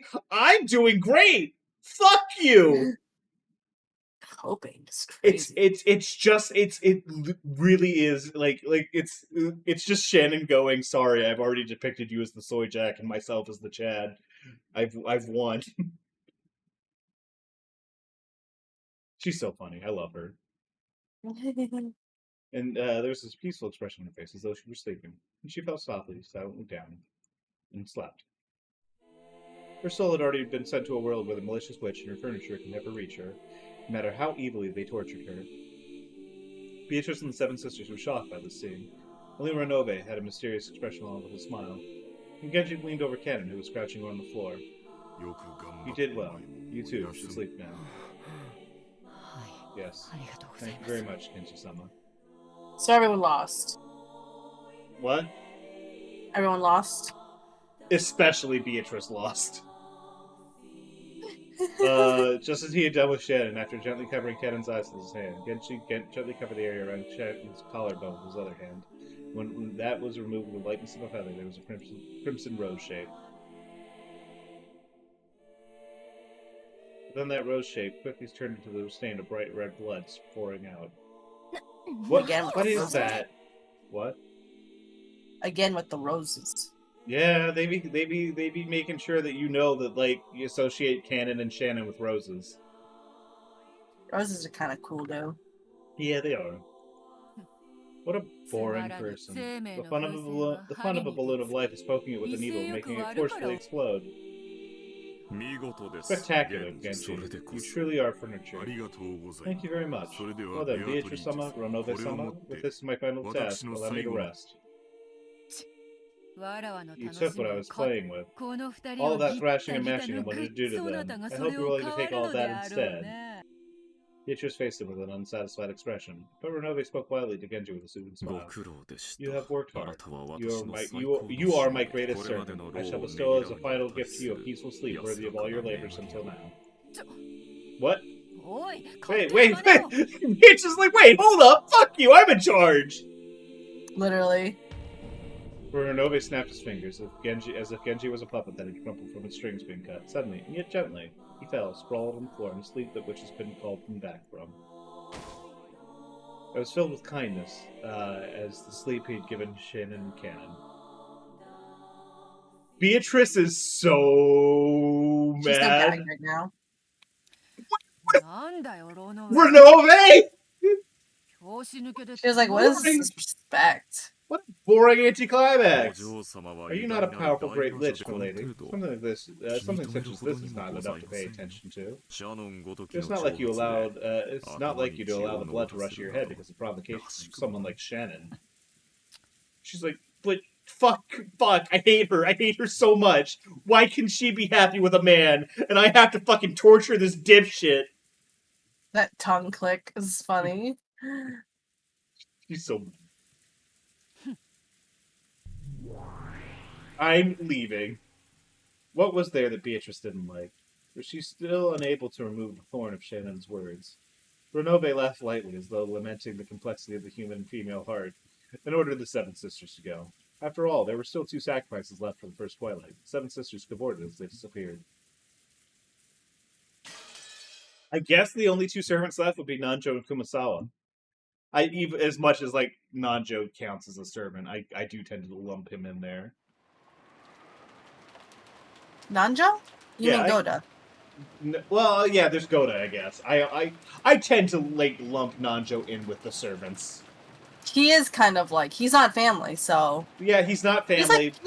He is the most guy that does not belong there of all time. Yeah, no, he's just like, yeah, I got my chess buddy, and I play, like, he's also my patient, and like, we hang out every once in a while, and then he's just like, I'm trapped in this death game now, and I'm like, oh, okay, oh, that sucks. Right. He's got it though. He's got it pretty bad. Yeah, like Goda, I think out of everyone, the two characters I feel like the most pity for are like Goda and Nanjo. Mm-hmm. Like Kumasawa's up there because she's like not actually furniture. She's just like a regular servant with like, she's just a lady with a job. So like they're up there as well. Everyone else is like, I mean, this is your family, dog. Or like you've been groomed for your entire life by like a magic fucking crazy person. Like you kind of belong here. Goda was doing the nighttime rounds. He has missed so much. Yep. Yeah, there's never been anything on Rokkenjima outside the Ishiromiya family, so checking the doors and windows were all closed had no real purpose. However, ever since Natsu had scolded them, saying that this was careless, the nighttime rounds have become part of the servant's daily routine. That's the kind of shit that I hate so much, where it's just like, this is completely unnecessary. We're only doing this to hold up appearances. I hate that kind of shit. Yeah. Or like, Genji gay for you, boss, an accomplice to all this? I mean, yes. I mean, listen, I think that, like, how do I want to put it? I think that the kind of devotion that, like, Genji shows to, like, Kinzo is, like, beyond even, like, that of, like, a romantic entanglement. I think it's just, like, it's, like, the end of the statement is, like, Genji, like, Kinzo is the most important person in the world to Genji, and that's it. There's nothing else in his life. Like, even to, like, have romantic feelings for Kinzo would be, like, that's beyond him. Like, that's like, that's, like, clouding what his purpose is with, like, shit that doesn't matter compared to the first bit. You know? Mm. Like, yeah. If he like, I mean, well, like, Genji would do anything for Kinzo. Like, if Kinzo even implied that he wanted, like, something out of Genji from that sort of, in that regard, Genji wouldn't even hesitate. Like, but, like, it would be so, like, it wouldn't matter to him, I guess. The ultimate max affection stat? I suppose so, yeah. Like I said, it feels like it just goes beyond that. It's just, like, no matter what happens, Genji is, like, Kinzo, like, I don't know, whatever. However, ever since Natsu had scolded them, this nighttime rounds have become part of the servant's daily routine. The reason that Natsu had ordered this was the occasional disturbances of the witch. Everyone who visited this island knew about the legend of Beatrice, the Witch of the Forest. This has become established as the island's characteristic ghost story. Because of that, it was only natural that some people would occasionally say that, when they thought that they were alone in the mansion, they heard strange sounds or seen the shadow of a person. However, when that created too big of a disturbance and reached Natsuhi's ears, she made a fuss, thinking that some suspicious person might have been coming in and out. Apparently, it was said that she aroused all the servants and had them checked throughout the mansion. Because of all this uproar when the witch had appeared, because all this uproar over the witch had happened before Goda had come, she'd only heard about it from the more senior servants. Ghost stories like that can be found in any workplace, even at the hotel Goda had worked at, and the restaurant. There was never a shortage of those types of stories. So when he had heard that story in the asylum, he smiled bitterly, thinking, so they have this kind of thing here after all. He smiled bitterly, but he thought about it. He thought when in Rome, do as the Romans do, and had not slighted that. Could have went wrong with it on the outside, but in his heart he thought it was a childish trick. At first. This certainly is eerie. I see, I understand... Oh, whoops. I understand why the servants got in an uproar over this in the past. He could understand that if someone doing the rounds on an early night like this saw a lace curtain waving in the breeze from a window which hadn't been closed, they may be tempted to believe they had seen a ghost. So there's a curse if you make fun of the witch of the portrait, huh? Seems like there were servants who got hurt really bad and quick too. I'd hate to be injured. Goda, you gotta go! Fun of her? You gotta leave! I'm already this old. God, I'll ever be blessed with a workplace this hospitable again. This is hospitable to you? This place sucks. Great witch of the portrait. I'm really gonna work hard here, so please go easy on me. Goda prayed to the portrait, his hands together, as he thought was at a Shinto shrine. He's so weird. Splat. Oh. At the time, he thought he heard a sound. The kitchen? The sound of something metal falling through the floor? Surely a mouse or a cockroach hadn't come out and knocked over some of the dishes. No, how could that be? His routinely and thoroughly cleaned. But I thought that in any case, you'd better check what the noise had been and enter the kitchen. Turn on the kitchen light. When he did, he heard a strange sound. Clank, clank, clank, clank, clank, clank. To a cook like Goda, that sounded like, seemed like the lid on the pressure cooker or something was shaking. Of course, it couldn't be in use when no one was in the kitchen. If someone had been using the gas, what a dangerous thing to do to just walk away from it. Just in case, Goda decided to inspect the area around the gas range.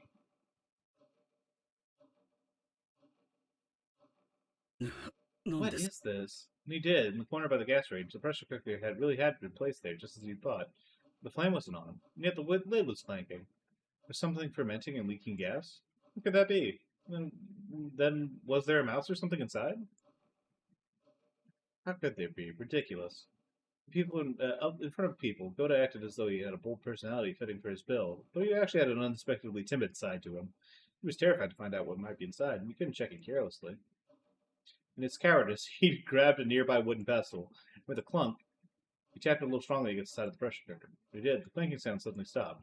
He should have been relieved now that it had stopped, but the fact that it had stopped when he had hit it was even more eerie. It made him even more suspicious about what was inside. Strange phenomena do not exist in this world. No siree. Yes, there's no such thing as witches or magic, things like that can't possibly exist. Oh no! Goda, no! You're fucked! He said the magic words. Goda, you're going to be stuck in doing chessboards with a witch for all eternity, and she's going to step on your balls. All phenomena can be explained with science. Batley's just sitting back like, that's my guy! That's my guy right there! As though monsters and witches could exist. He repeated that many times, trying to build up his own confidence. It's quite comical how he looked completely different from what he was saying. Who would believe in a witch? Who would believe in magic or curses? Come on, show me what you really are. Take that! He removed the lid of the pressure cooker, and lying exposed there was the sparkling clean silver bottom of the pot. There was absolutely nothing frightening like he had imagined. Well, of course. There's no way there could have been anything inside. By now, Goda have realized he had been a coward. So while he still had some doubts about what had caused the lid to make that sound, he explained it away abstractly as some quirk of positioning or something, and decided not to worry about it too much. Then he took the lid he had grabbed and softly set it back down where it had been. It's alright, there won't be a sound, obviously. As if witches or magic could exist. Clank, clank, clank, clank, clank, clank. Clank. Clank, clank, clank, clank, clank, clank, clank. Yeah. Clank, clank, clank, clank, clank, clank, clank, clank.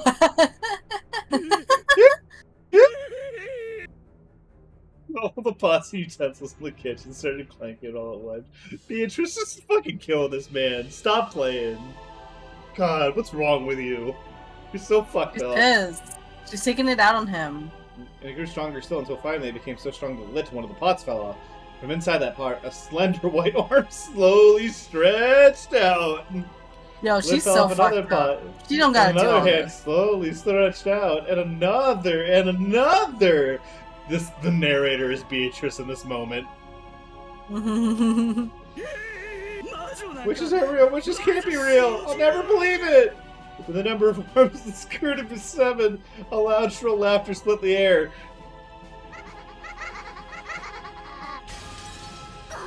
What a letdown! It's a real letdown. A person can make such delicious food is such a lightweight. If you don't need him, I'll take him. He's all mine. Wait, I said no! I'm gonna take him! What?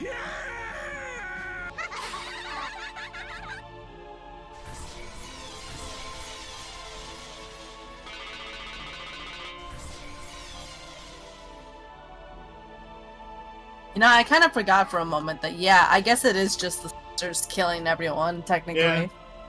Yeah. Come on, let's search. There's only one more. The old hag. Where is she? Okay, it's just the servants. Not the mansion. Maybe the guest house. No, God, you gotta kill Kraus. You can't let Kraus live. What the fuck is wrong with you? You snooze, you lose, right? You snooze, you lose, right?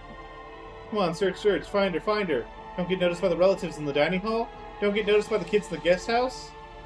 Search in silence, kill in silence. After all, it's just the first twilight. She isn't in the guest house. She wasn't in the mansion either. Hey, I found her. I found her. She's in the rose garden. Why is she just standing there without an umbrella? Why is she doing that? She's giving herself up. All mine, all mine, all mine. You slowpokes can just sit there and watch. I told you no. This one's mine. Come on, if we take any longer, we'll be scolded by Beatrice-sama. Let's take care of it all at once. Huh? Come on, pound her, ground her, surround her. Come on, let's get going and do it all at once, okay? Die! Son of a bitch! So what was that about Kumasawa? This whole Just being an employed woman? Why the fuck did you just get killed by, like, why the fuck you let Cannon go off like that? Fuck you, you old cowardly bitch! This shit, why the fuck are you like, let's not do it!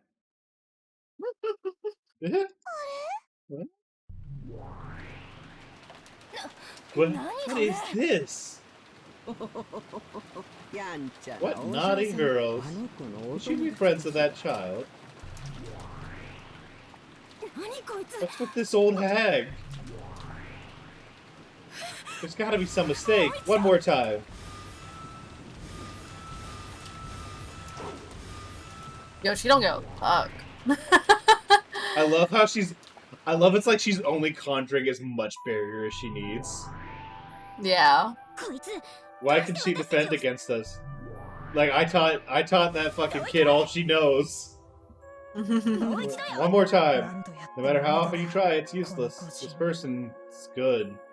I'm waiting for that child. Would you mind calling for her?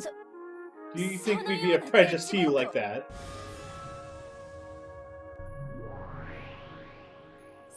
There's no need.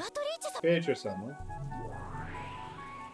It was sufficient even for myself to manifest. I was sure that you would awaken.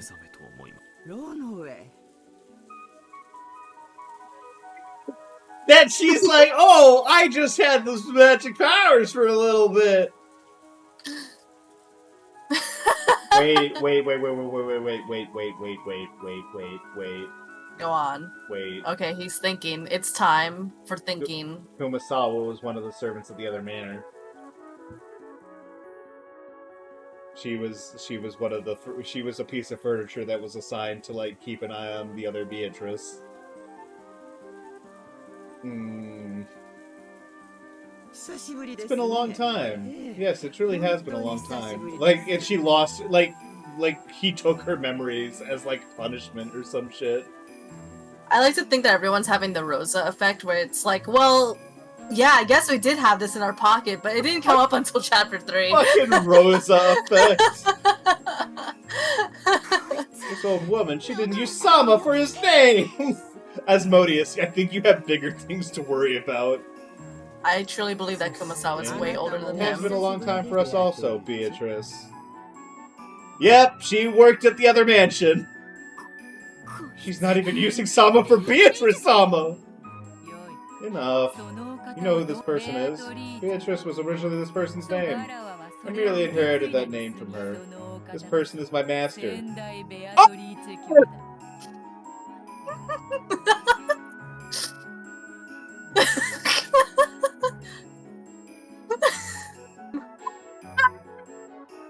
I can't even hear you. Oh my god. Calm down. What the hell? What the fuck is going on here? So Kumasawa's just employed, right? That aged beautifully. You know I was what? so excited when you said that. You know what? I feel really bad for Goda and Nancho, and that's it.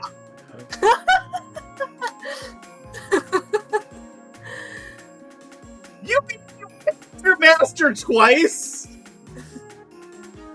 Fucking ungrateful. This person on the master, the predecessor Lady Beatrice. The predecessor Lady Beatrice? Son of a bitch. Oh, she's gonna manipulate her age. Gold butterflies appeared in ones and twos in the Garden of Roses and began to gather around Kumasawa. After becoming golden radiance and enveloping her, they burst and disappeared. Kumasawa's form was no longer there. We decided there weren't enough hot women in this game. Kumasawa's always hot. What are you talking about?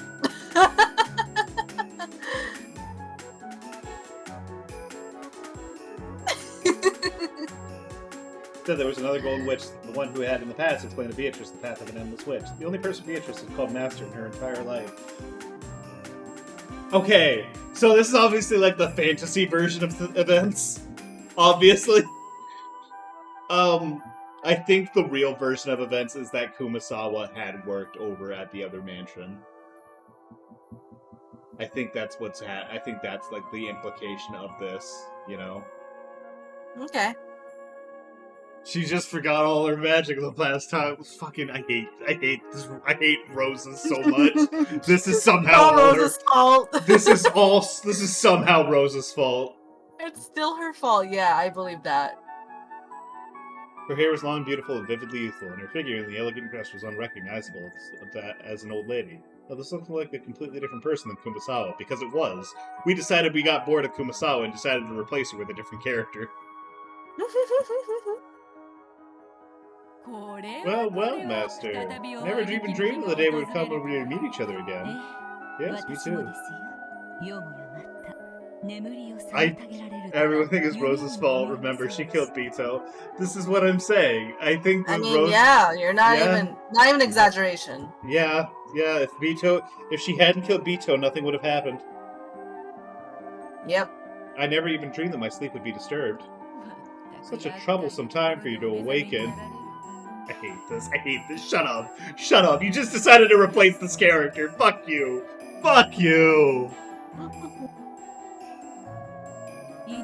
If you remain sleeping as usual, the first twilight can be finished without much trouble. Where should I welcome you? Which is a little bored. Just as usual, it seems you are toying with sinless people in a vulgar game.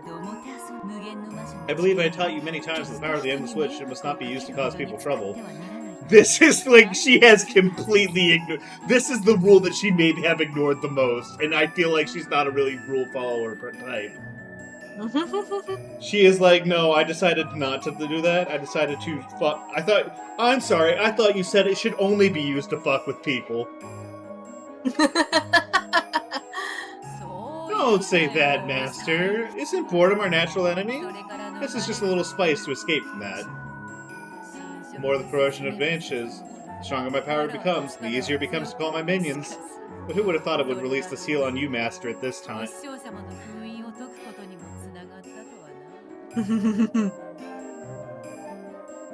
Yep. Ryukishi, you hack. You hack, motherfucker.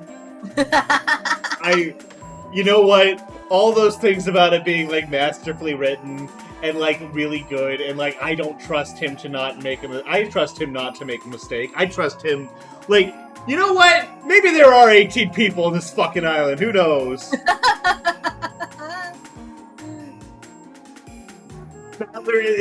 Battler in the background, Battler in the Tea Party is just being like, fuck you, shut the fuck up.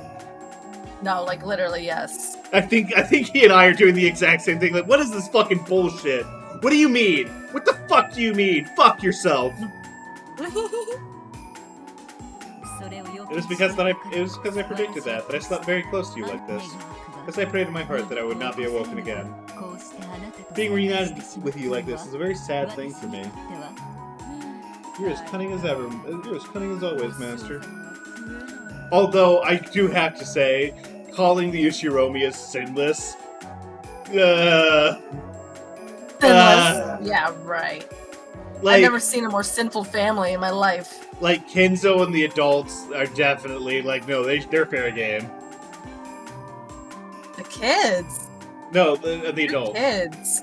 The yeah, kids no. I was just saying, but the kids, like... Yeah, the fuck? Bro, leave them alone. Except for George, maybe. Yeah, but, like, how do I want to put it? George is like a creep. He's not evil. I feel like he can become evil, though. Yeah, no, I feel like it's there. The seeds are there. Mm-hmm. Right now, he's just taking it out on, like, weird age gaps and, like, weird power differentials. Who knows what the future brings?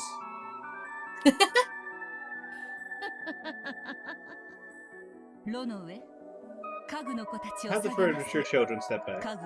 Furniture merely serves its master. The master is responsible for all of her crimes. Certainly, Madam Beatrice. I've already surrendered that name to this child. Come now, step back. What the fuck are we supposed to call you then? Furniture girls. For those who do not listen the first time, I say it the second. However, I do not speak at a third. Step back, Seven Sisters of Purgatory. If you get involved, you will be turned to dust. Back, everyone. Renova and the Seven Sisters of Purgatory retreated. After that, there was Beatrice, whose bold expression didn't falter, and the Master Beatrice, who had given up that name and wore a proposed smile. Fuck you! Stop calling her that, then! What do you mean? I'm so, like, fuck you. This is outrageous. I can't believe...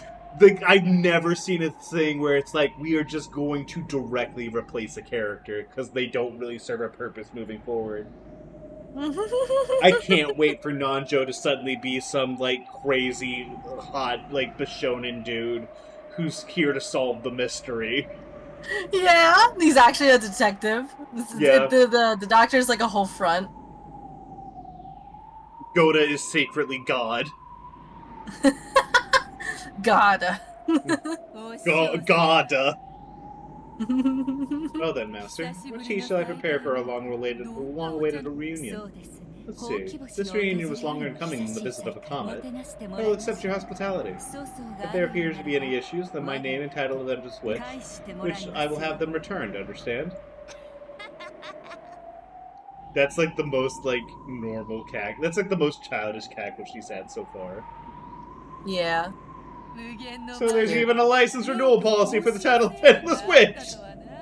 This is... I say what you will about Beatrice, she's got jokes. She always does. As you say, Master, see how splendid your disciple has become, and see how far she has surpassed what you were long ago.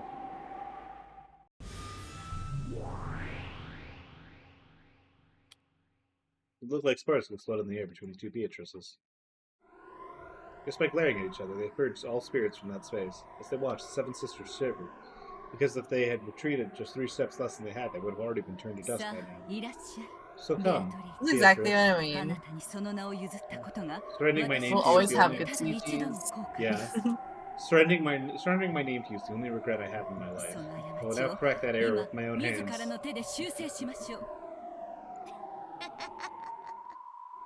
Her cackles are like so like genuinely kid-like next to her master. I really appreciate that. That's cool. Mm-hmm. That's wrong, master. My only error was becoming your disciple to learn this trifling level of power. Got that? You call this magic. You call this being an endless witch. The power to notice. That's all it was. And you made such a big deal of it. Your time is long past, Master. We're having so many anime fights. Battler's just like, he's in the fetal position. He's just rocking back and forth. Yeah, he's just like, I don't know how to explain any of this. What does it mean? White butterflies. Holy fuck. Beatrice is so fucked. Battler's nightmare.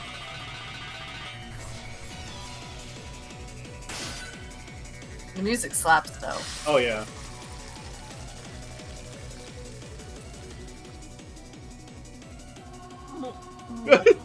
I don't have a clue what's going on anymore. What in the world is happening right in front of my eyes?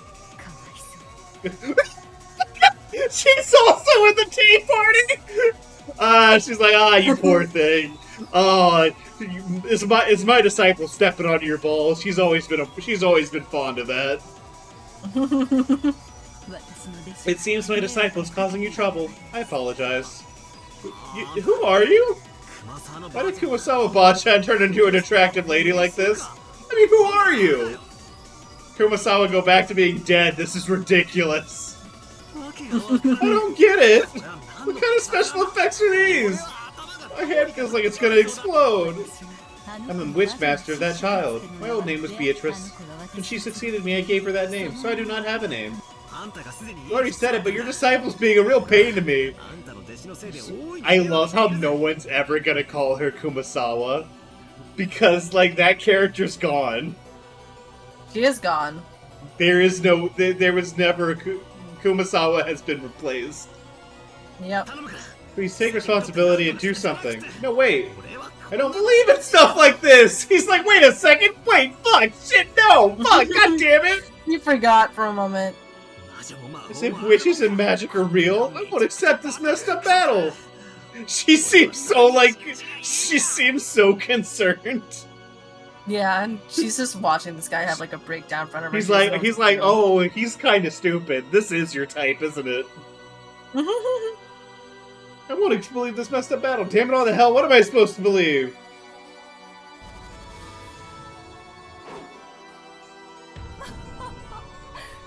Just like you, hospitality with a very quick temper.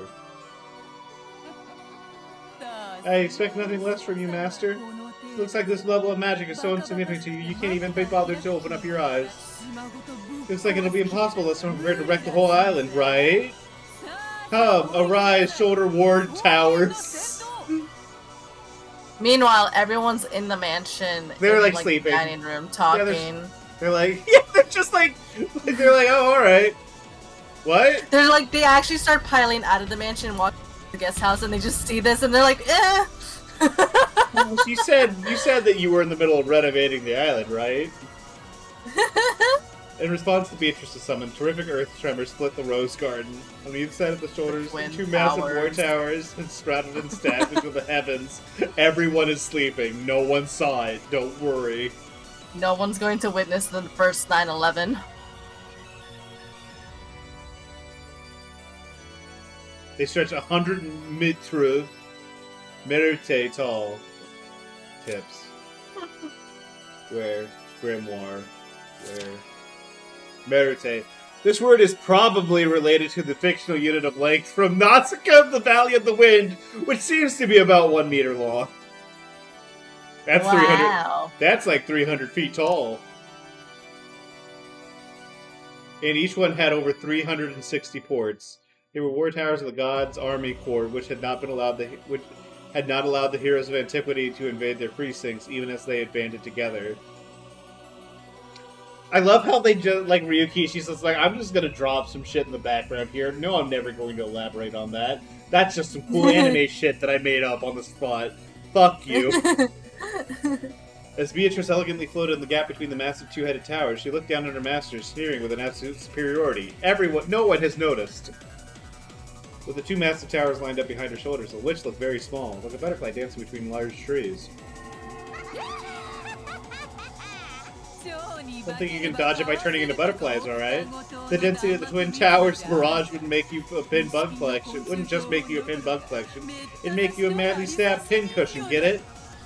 The towers more than 720 ports open, and godly soldiers raided their multi-shot ballistas. Why is this Fate? When did this turn into Fate? I feel like I missed something. I feel like I may have opened Fate and not noticed. A second butterfly has hit the tower! That's really good. They hit Rokinjima! Turn on the TV, it doesn't matter what channel! Not the Koadorian! Not the Kobatorian! They hit...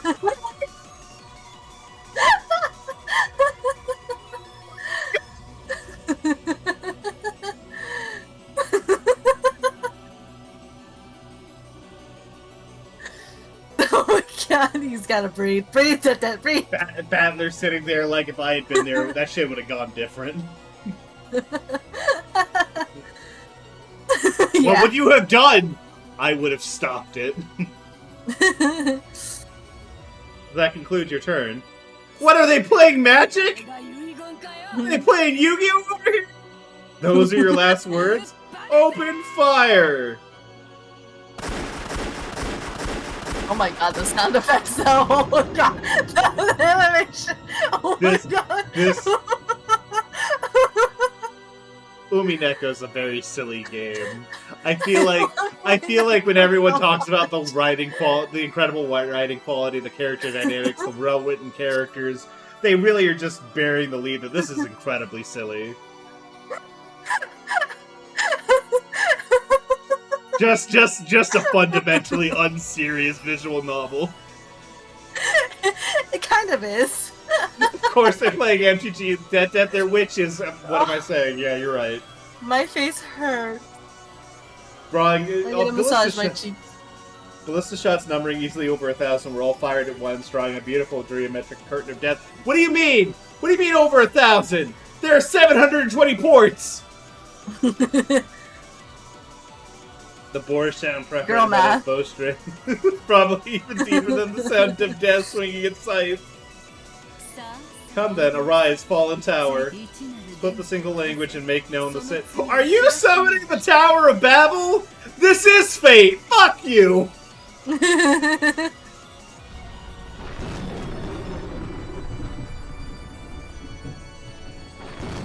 Guy was staring in incandescent red, and from between the clouds, a massive tower. A blazing massive tower fell upside down. Still, no one everyone continued to be very involved in sleeping and talking about Beatrice. Right now, Rose is actually still trauma dumping. Yeah, like Rose is just sitting in there, and they're just talking about like, how are we going to get this money from Beatrice? And meanwhile, outside the mansion, she's like, Giga God Turbo Death.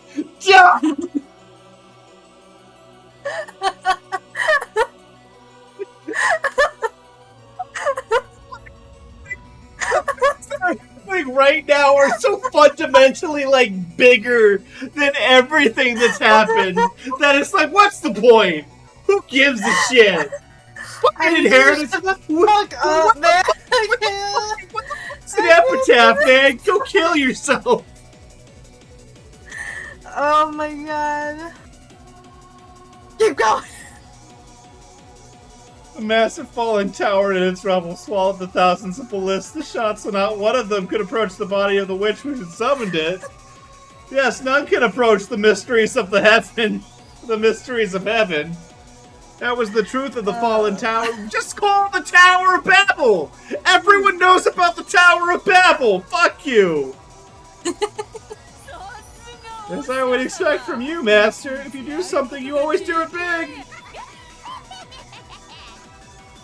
One of my favorite things about the Tower of Babel is, like, people are like, yeah, it was just, like, a thing that was, like, forced, like, they're talking about this massive tower that stretched up to heaven, and, like, it was, like, God striking man down for their arrogance, and, like, people, like, who, like, study these kind of things are like, yeah, it was probably, like 4 or 5 stories tall. Those must be some really big stories. Engineering was not as good back then.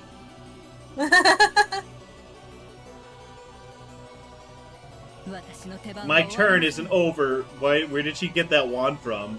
Also, why does she also have, like, Shannon's tiny little baby hands? Everyone has baby hands. I just, like, there's this scene where, like, Shannon was kind of, like, reaching forward towards the camera, and she just had, like, that like, the pose? really Yeah. tiny, like, little tiny baby It's hands. really bad. Foreshortening is an effect that people can use sometimes, I guess. Listen, art is hard. Come, arise, sons of Evaldi. Bestow upon me a worthy sphere. Oh my god! Yo! It looks like Kinzo. The massive. This is fate. Why is this is 100? This is just fate. That's the massive crimson tower that had fallen and made an almighty gold-colored explosion. From inside those flames, the spirit showed itself of such massive proportions that you had to look up to see all of it, much like a tower. They're still sleeping. No, I still think that they're awake. Rose's trauma dumping. No. It was like I'm saying they the was cousins. zoned the fuck out. I'm saying the cousins are sleeping. Oh, okay, yeah, they are sleeping for sure. Maria knocked out. Maria is just like, she's gonna wake up and be like, wait, what did what the fuck? She's actually currently dreaming about this. She's gonna wake up and she's like, wow, that was crazy. Shame that would never happen in real life, outside my window, 20 feet from my bed. Like, they're talking about these massive explosions and this giant tower-sized spear emitting golden light. And, like, everyone's just like, eh. Is it just, like, is it, like, a little warmer in here now, or is that just me? They just think it's a storm, actually.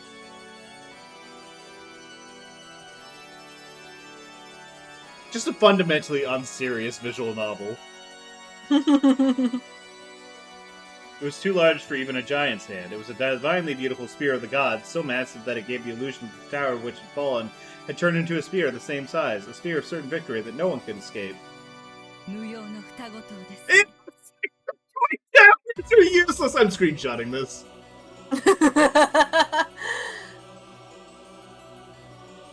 The next announcement image is gonna go so hard. I'm just posting this in video game chat. Yeah, go ahead. Don't even wait. I'm not even spoilering it because what could possibly be the context?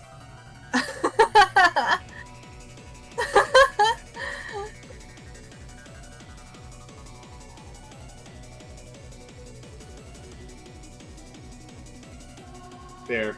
Actually, it's a good thing you took a screenshot because apparently the website I used did not take a screenshot of this. Fantastic. How foolish that you blocked off your means of escape on both sides. I'm also posting this in the crew. I'm posting this in the crew server too. Fuck it, I don't care. Had to leave to get those 2 towers. I gotta tell you right now, some real banger screenshots are about to show up. Not in like a funny way, just like visually. So you better get a move on, bro. Yeah, almost done.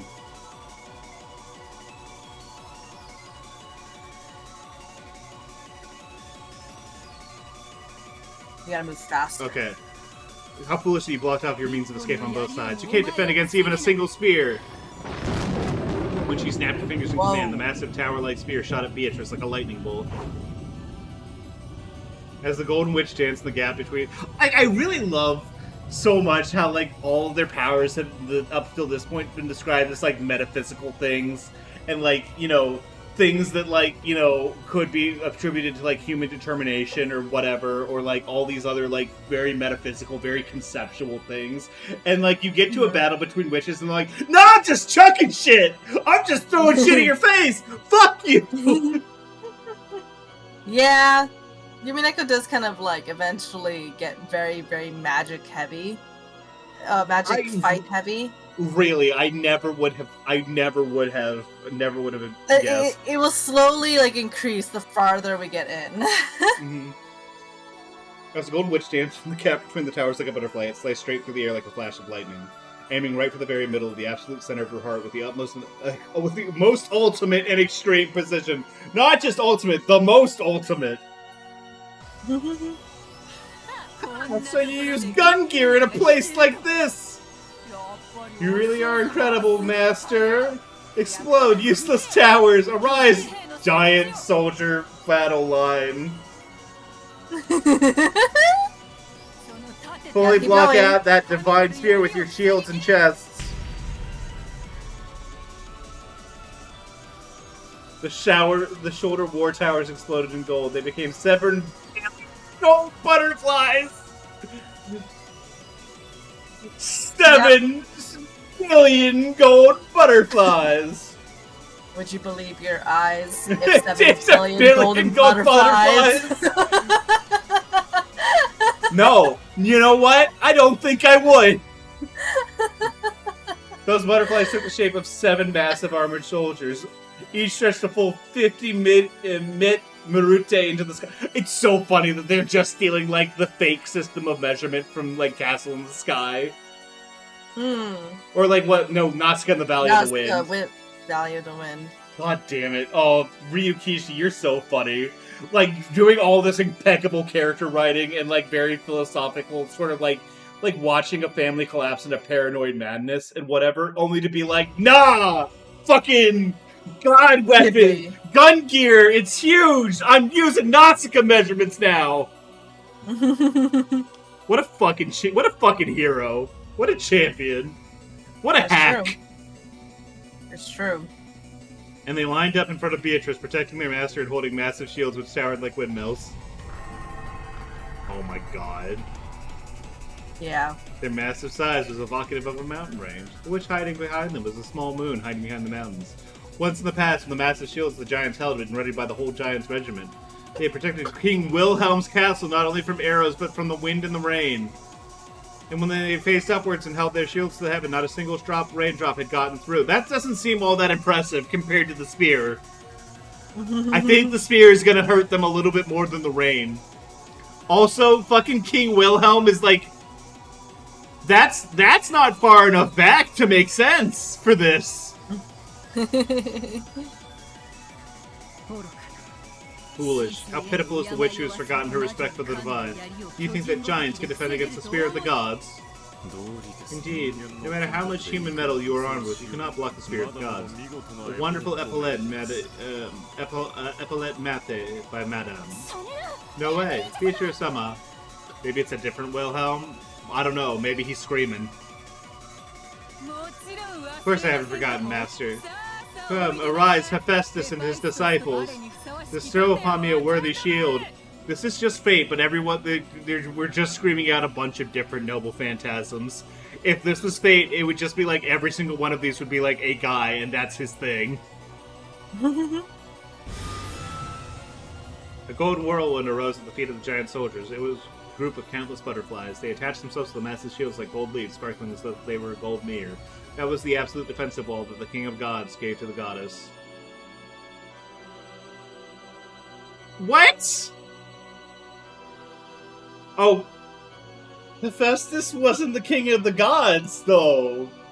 He was like the embarrassing cripple boy that armed the gods.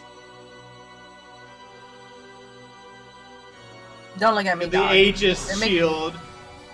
They're making their own shit up now.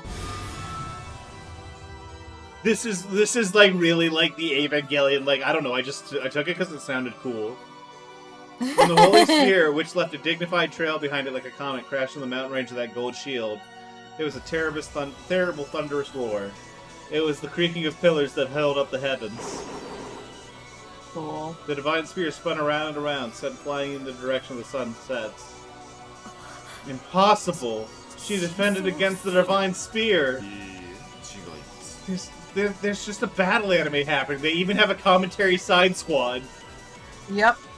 But that's not correct. The Holy Spirit avoided the impact. It is the law of the gods that an absolute spirit and an absolute shield must not fight each other.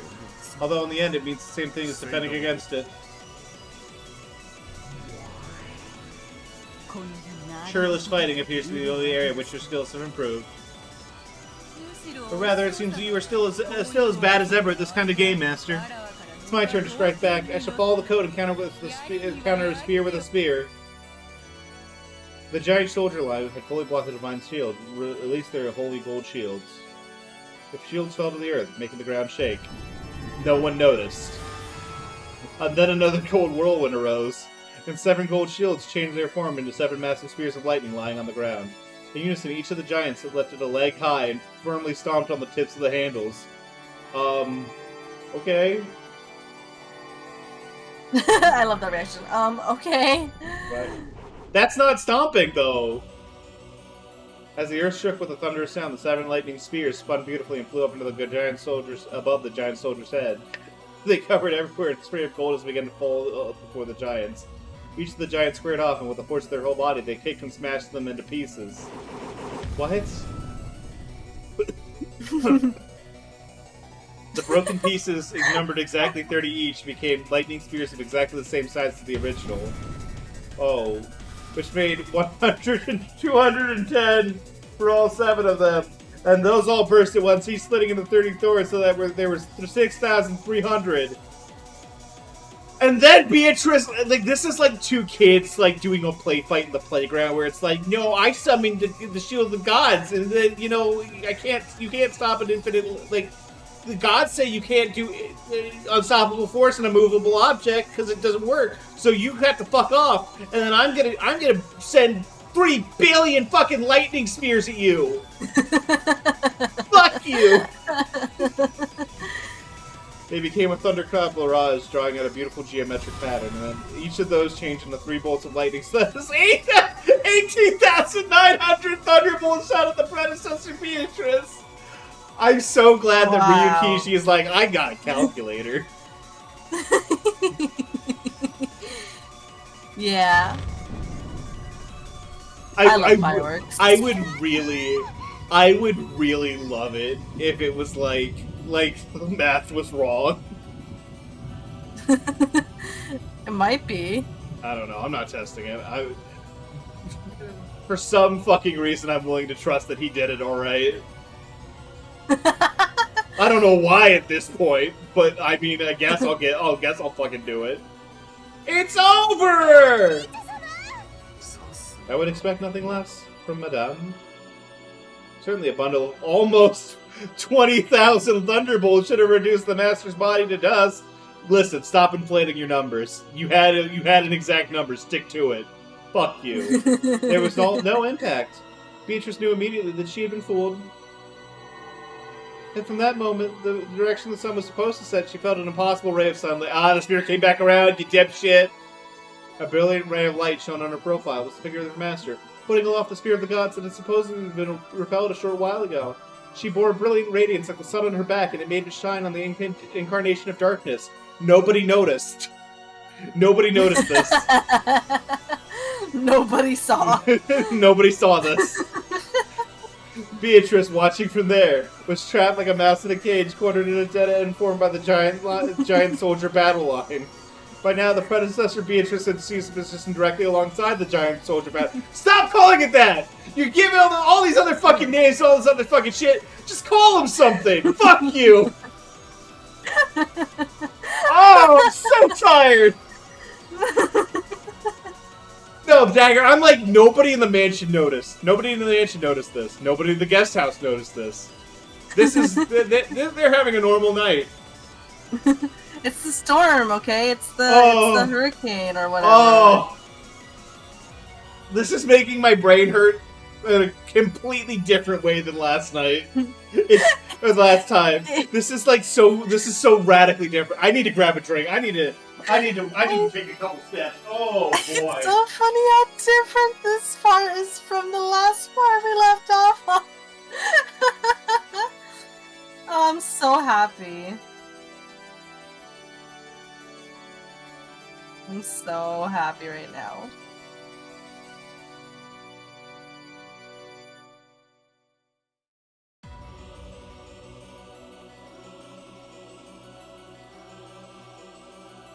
Last time we played Umineko, my brain cells were working so fast that I couldn't hardly keep up with my own thoughts. Now I can actively feel my brain turning off. Brain cells just slowly releasing their hold on my brain. One by one, slowly releasing themselves from this mortal coil. Beautiful. No, they're sleeping through this, Dagger. They're asleep. They're just asleep. Now we are done playing, Beatrice. Have I exposed my flank? Her bold expression hadn't faltered once before now, but now it twisted for the first time. When faster than Beatrice could click her tongue, the battle predecessor Beatrice released the Holy Spirit. Call her Kumasawa! Fuck you! Why don't you just call her Kumasawa?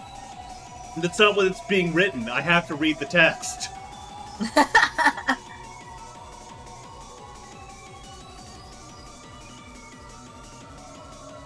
I just can't believe that I can't believe that she's been replaced so thoroughly that they're not even using the name anymore, even though they've said out loud that she is no longer called Beatrice. Well, now she just doesn't have a name. The end.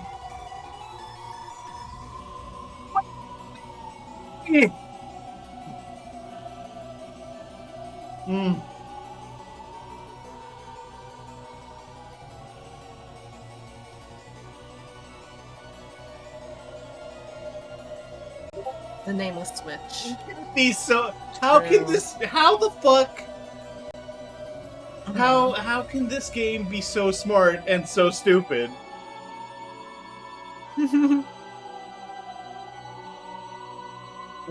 I don't understand.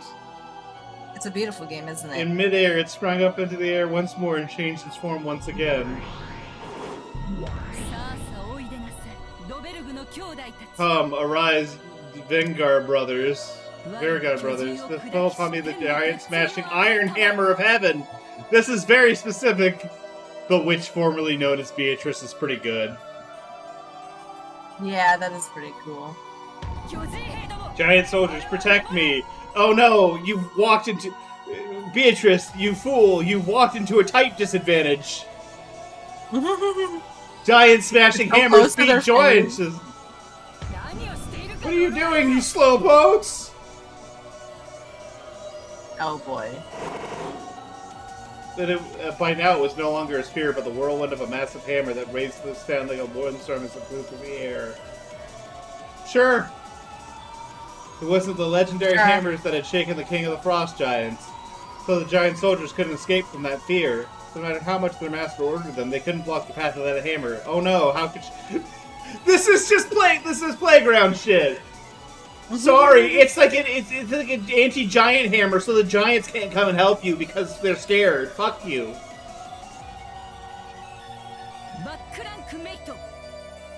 Great Maple. Rest in peace. Damn it! They killed her with a fucking axe in Route 1. Yeah.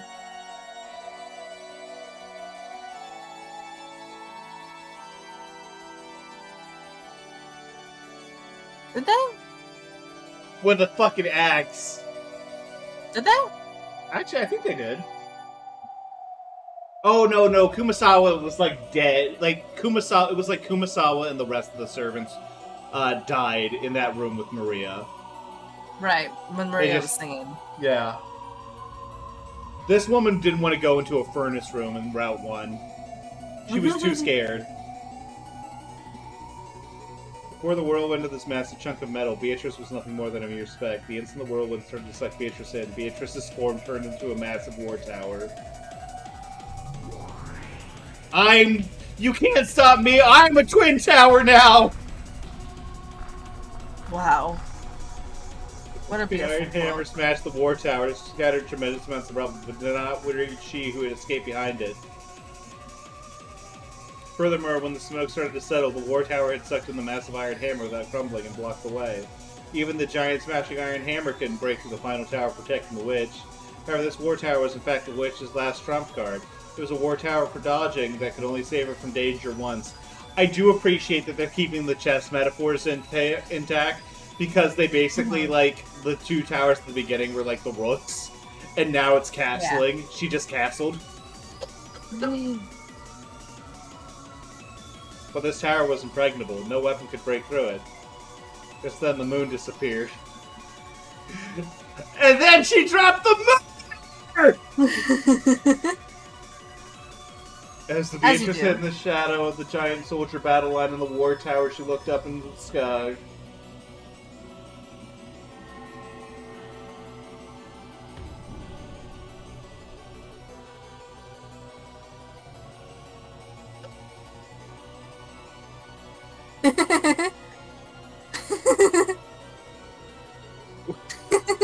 I love FF summons, you're right. When she did, inside the moon was the figure of a massive horse ridden by the god of war and death. The predecessor Beatrice rode the horse with him. They were tight like that. His cloak had blocked the moon and swallowed it in an eerie shadow, and the spear of the gods was in his hands once more. It was, in other words, a godly knight who had jumped over the ramparts formed by the giant soldiers in the war tower, attacking from the head. Oh, this is just the knight. This is just a knight. It can move over other pieces. God damn it! God damn it! Son of a bitch! Fuck! Son of a bitch! Son of a bitch. Mate! Yup. I need to go back. I need to see that CG again. I have a picture.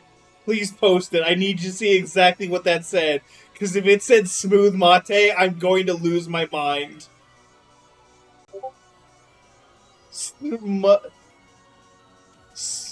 Smothered? Smothered mate. Smothered mate? No. Smothered mate. Sasuga Ryukishi-san. Sasuga. You got me. Smothered mate. It was fun, Beatrice.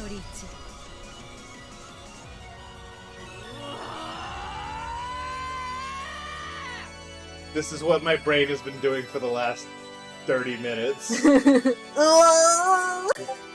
The struggle. I'm never related to Battler harder. Like, fuck you. What is this? What's happening? What the fuck's even going on anymore?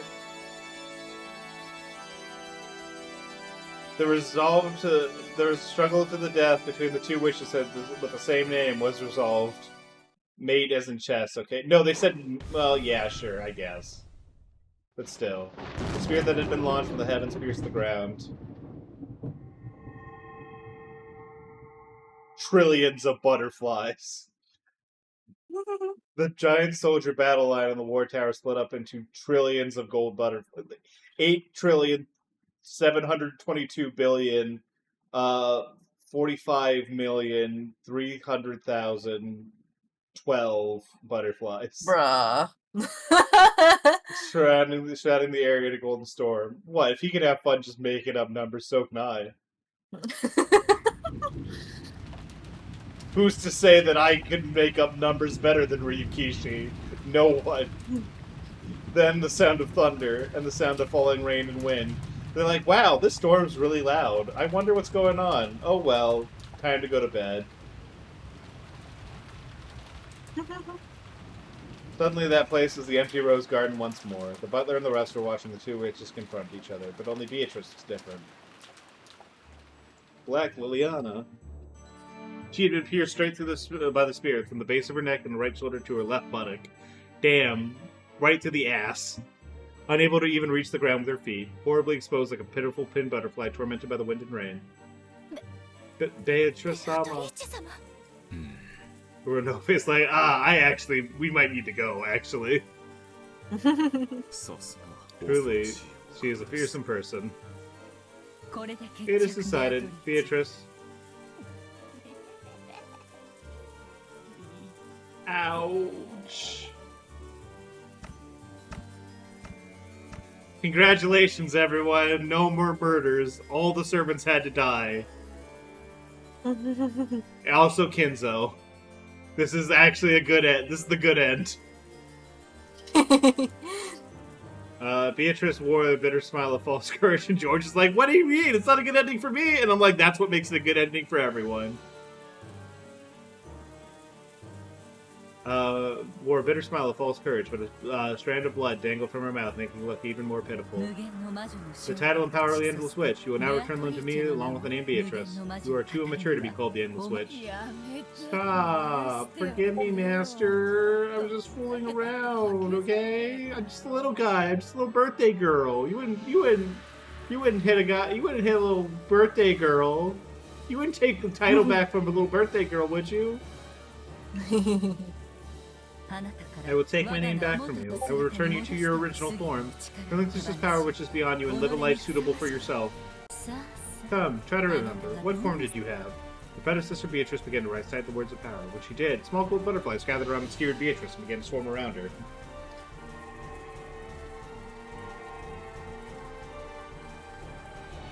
Like butterflies sucking the nectar out of flowers, they began to suck the magical power out of Beatrice. And it seemed that it caused her intense pain. A cry of agony escaped from Beatrice's mouth. She no longer had any power to resist it. Come, try closing your eyes. Try to remember. What form did you have? Oh, this is the exact same as, like, the vase thing. But it's like, it's a temporary thing, so she's gonna die. I see. She just won't be the way it happened before. Come, Beatrice. Repeat it with me. Let us chant together. Then it will be over in no time. Let us end your pain as fast as possible.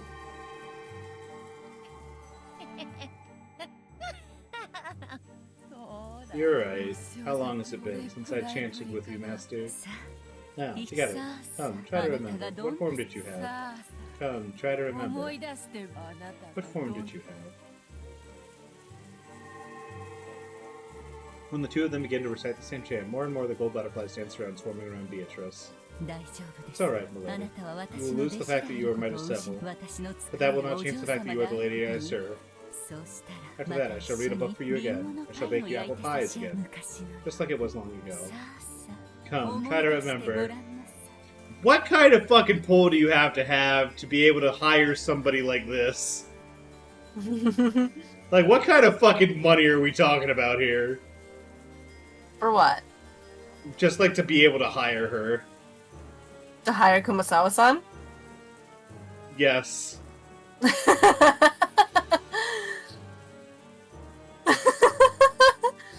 Don't have to look so pained. I do. Name. Shut up. Shut up.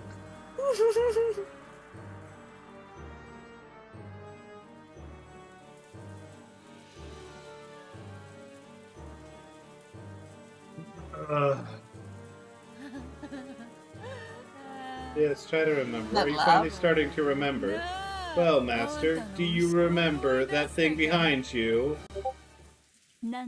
What is this? This is... When predecessor Beatrice looked behind her, there was a creepy hedgehog crouching there. What? Oh no, Sonic the Hedgehog, my only weakness! No, it was herself. There we saw another predecessor Beatrice whose whole body was packed full of ballistic shots. Turns out you hallucinated the whole thing! I just killed you! Whose whole body was packed with ballista shots, lying there like a pincushion doll. Come, try to remember. What form did you have? No, I suppose that's wrong. Try to remember. How were you killed? Predecessor Beatrice was shocked. Instantly, her form began to grow faint.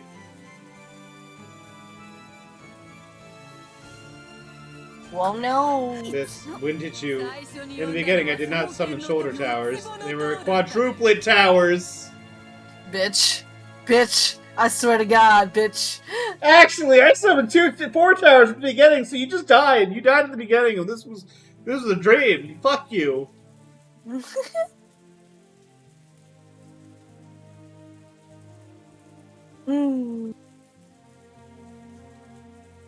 Oh my gosh, that's it. They could have just killed Kumasawa. Could have just killed Kumasawa. But they did. Fuck you! Master, you nonchalantly stepped across the 7th ranked world boundary of death created by the 2 hidden towers, which were lurking on distance on either side of you. But Vito really was eating chess pieces, yeah? It's bad manners for me to say check so late. Let me openly apologize. Battle had been decided at the very beginning. It had been over since the predecessor had leaned forward, readying her Holy Spirit to attack Beatrice, who had been wedged between her shoulder towers. The hidden towers lurking on either side had bathed her in a windstorm of ballistic shots from 720 ports on both sides, pinning her and killing her. However, Beatrice hadn't wanted it to be resolved with that. She'd wanted to make her master take her next move, and continued acting as though the game was still on. She immediately revived her with the endless power, and made her continue the game as though nothing had happened. The predecessor slowly remembered that she had already been killed, and began to completely relax her form. When she did, the spear which had pinned Beatrice also raised itself. Beatrice finally fell to the floor and landed on her feet. There wasn't even a trace of a scar. It was fun, Master. If you want to play again, I'll revive you anytime. And once we've had some fun, I'll make you remember that you were a corpse again. Okay? I'm fully obeying what you taught me, you know? Didn't you say to always put a toy back in its box when you're done playing with it?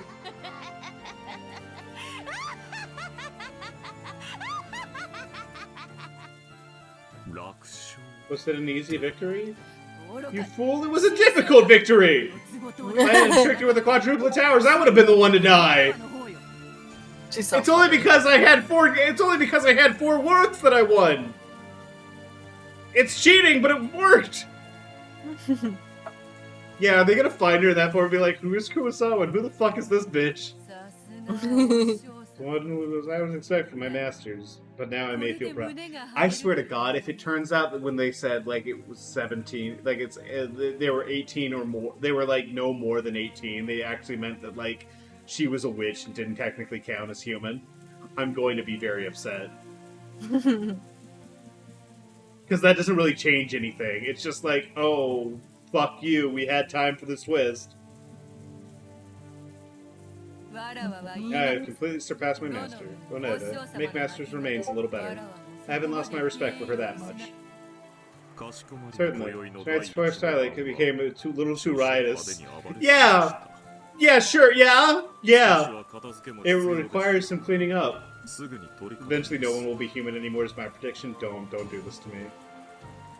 Battler will never stop being human. Even if Battler becomes magic, he will still be a human, and he will still be like, I don't believe in this shit. Fuck me. Fuck me!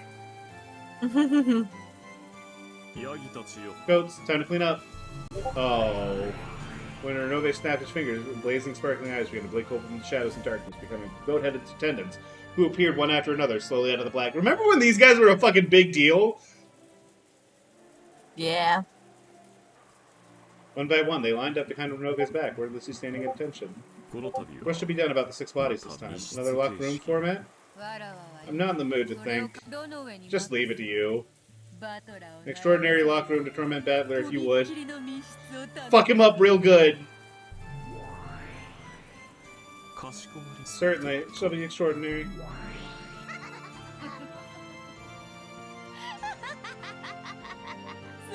Alright, where is Battler? Battler, did you watch my big moment?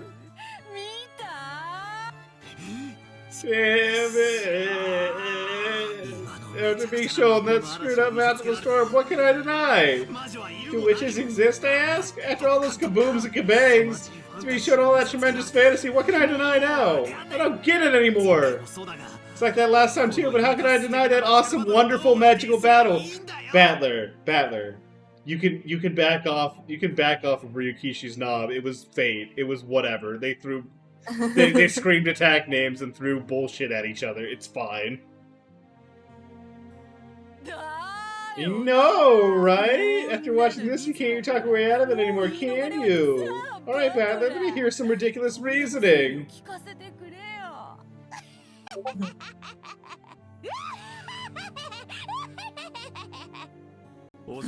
Milady, your laugh is undignified.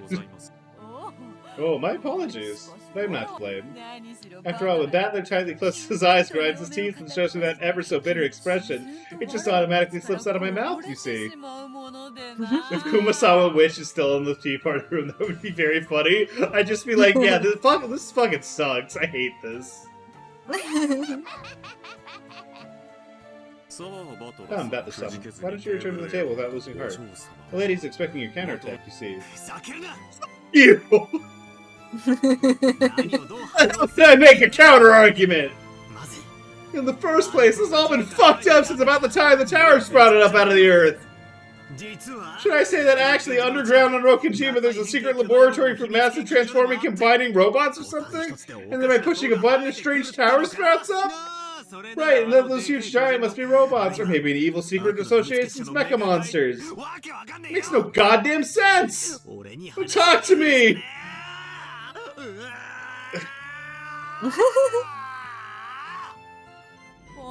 Come on, don't cry, alright?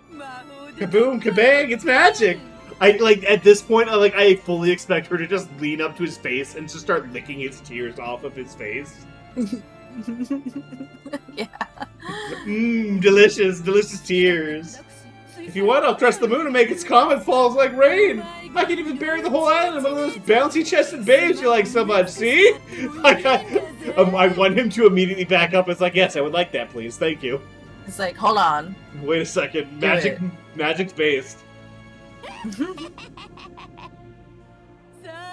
Come, look. My turn is over, see? Show me your response, counterattack. There's gotta be some kind of rule of, like, if it's, like, weirdly crazy, like, actually just, like, visually flashy magic like this, I don't have to believe this. You can't, can you? I'm a quadrillion% sure that you can't. That's not even a million. That's not a percentage that makes sense with this sort of assessment. You're useless against this, right? You actually like this kind of fantasy, don't you? He's like, yeah, I love it when big explosion. I know all about it. This kind of stuff's been going around everywhere lately, hasn't it? This is like a commentary on media tropes in like mid-2000s. This is actually a comment on Fate. Like Ryukishi played Fate. Like, this is fucking stupid. I'm putting it in my game. In manga and light novels and anime and movies, it is about Fate. Oh my god. Some teenage brat has a whole bunch of strange special abilities, and there's all these kabooms and badooms with the fate of the world at risk. I can't believe this is just him being like, Fate's fucking stupid, and I hate it. I don't like it. Fuck you. You love that too, don't you? I know, don't hide it, you love it, right?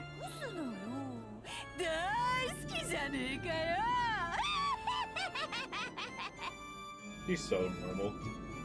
The thing you love just displayed itself a little before your eyes, that's all, right?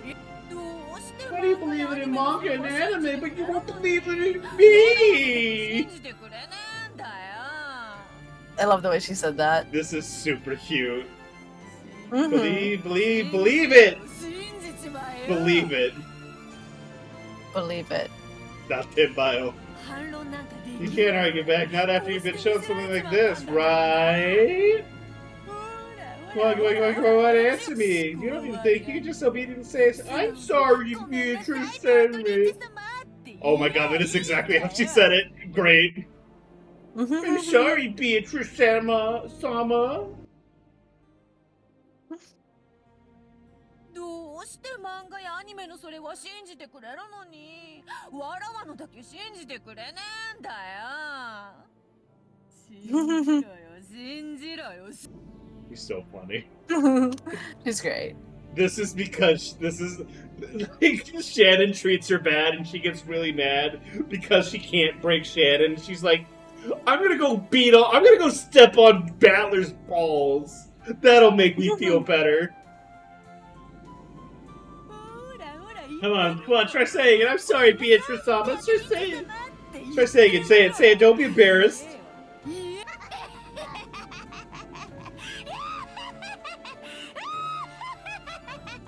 This is literally what just happened with the sisters. Foreshadowing. Anyways. Yeah, that's it for tonight. Yep. I can't wait to go back to, like, we have to solve a locked room murder. Yep, that's what's next, baby, because it's gonna be 6 a.m. Who the fuck is getting up at... Who's rich and getting up at 6 a.m.? Not the servants. Yeah, they did. Yeah, not the servants. Okay. Save Right. this hoe. Wow, very different vibe from the last time, wasn't Why is it fate? it? Why is it fate? Eddie, you didn't tell me I was Yeah. setting up to play fate. I didn't really tell you much about this when you were signing up at all. I just What? expected you to nod your head and play the game. I did, and I am. I feel like I feel like I entered into this game fundamentally misunderstanding the type of story I was going to be receiving. I hope you like it because Is there's a Goda lot more to still come. alive? I stepped out a bit, so I don't know if he got killed. Yeah, no, he turned into dead. God. No, he turned into God, and then he ascended to heaven. So now she has to find another person to kill. No, he's dead. He's super dead. He got killed by like 3 girls. Yeah. But yeah, fun in the sun. I really appreciate like how much of this game just ends with me like being just like that. They're just like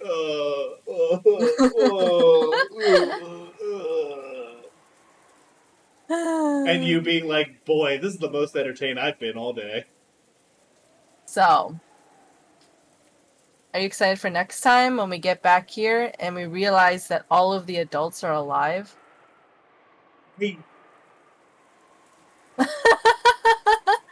I know that statistically and like thematically, eventually Faust was going to have to live. I'm aware, but I was really like, that would have been the best gag that Ryukishi's ever done. Just cutting them off over and over. Like if he just never made it, and like it ends the series, it ends like the game with us just never having gotten to know Kraus beyond like him as like a sibling and like a bad businessman. I think that would have been the funniest shit in the world. I understand why he didn't, but mm-hmm. but But anyways, all right. Is there anyone still going? I think everyone's wrapped up by now. Is Ray still going? Holy oh my gosh, shit, Ray is still going. I'm raiding Ray. Strongest Fuck it. soldier. Ray raid. Yeah, give me 2 seconds. Fuck it. She is the strongest streaming soldier we have, to be honest.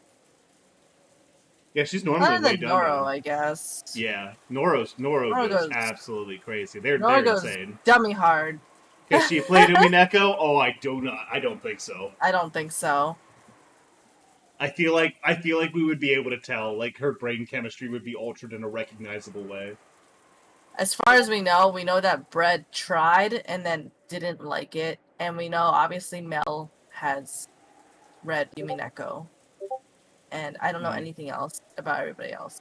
Alright, we're gonna go ahead and raid. See you guys. Thank you guys for hanging out. We'll see you. I'll try to stream. I know I've got D&D tomorrow, so that'll be happening around like 8 o'clock, like a little around 8 o'clock EST. But I'm going to try to stream the state of play that's going to be coming at 5. I may or may not be in time for that, so we'll see how that goes. In the meantime, thank you guys for hanging out. We'll see you later. Bye-bye. Bye.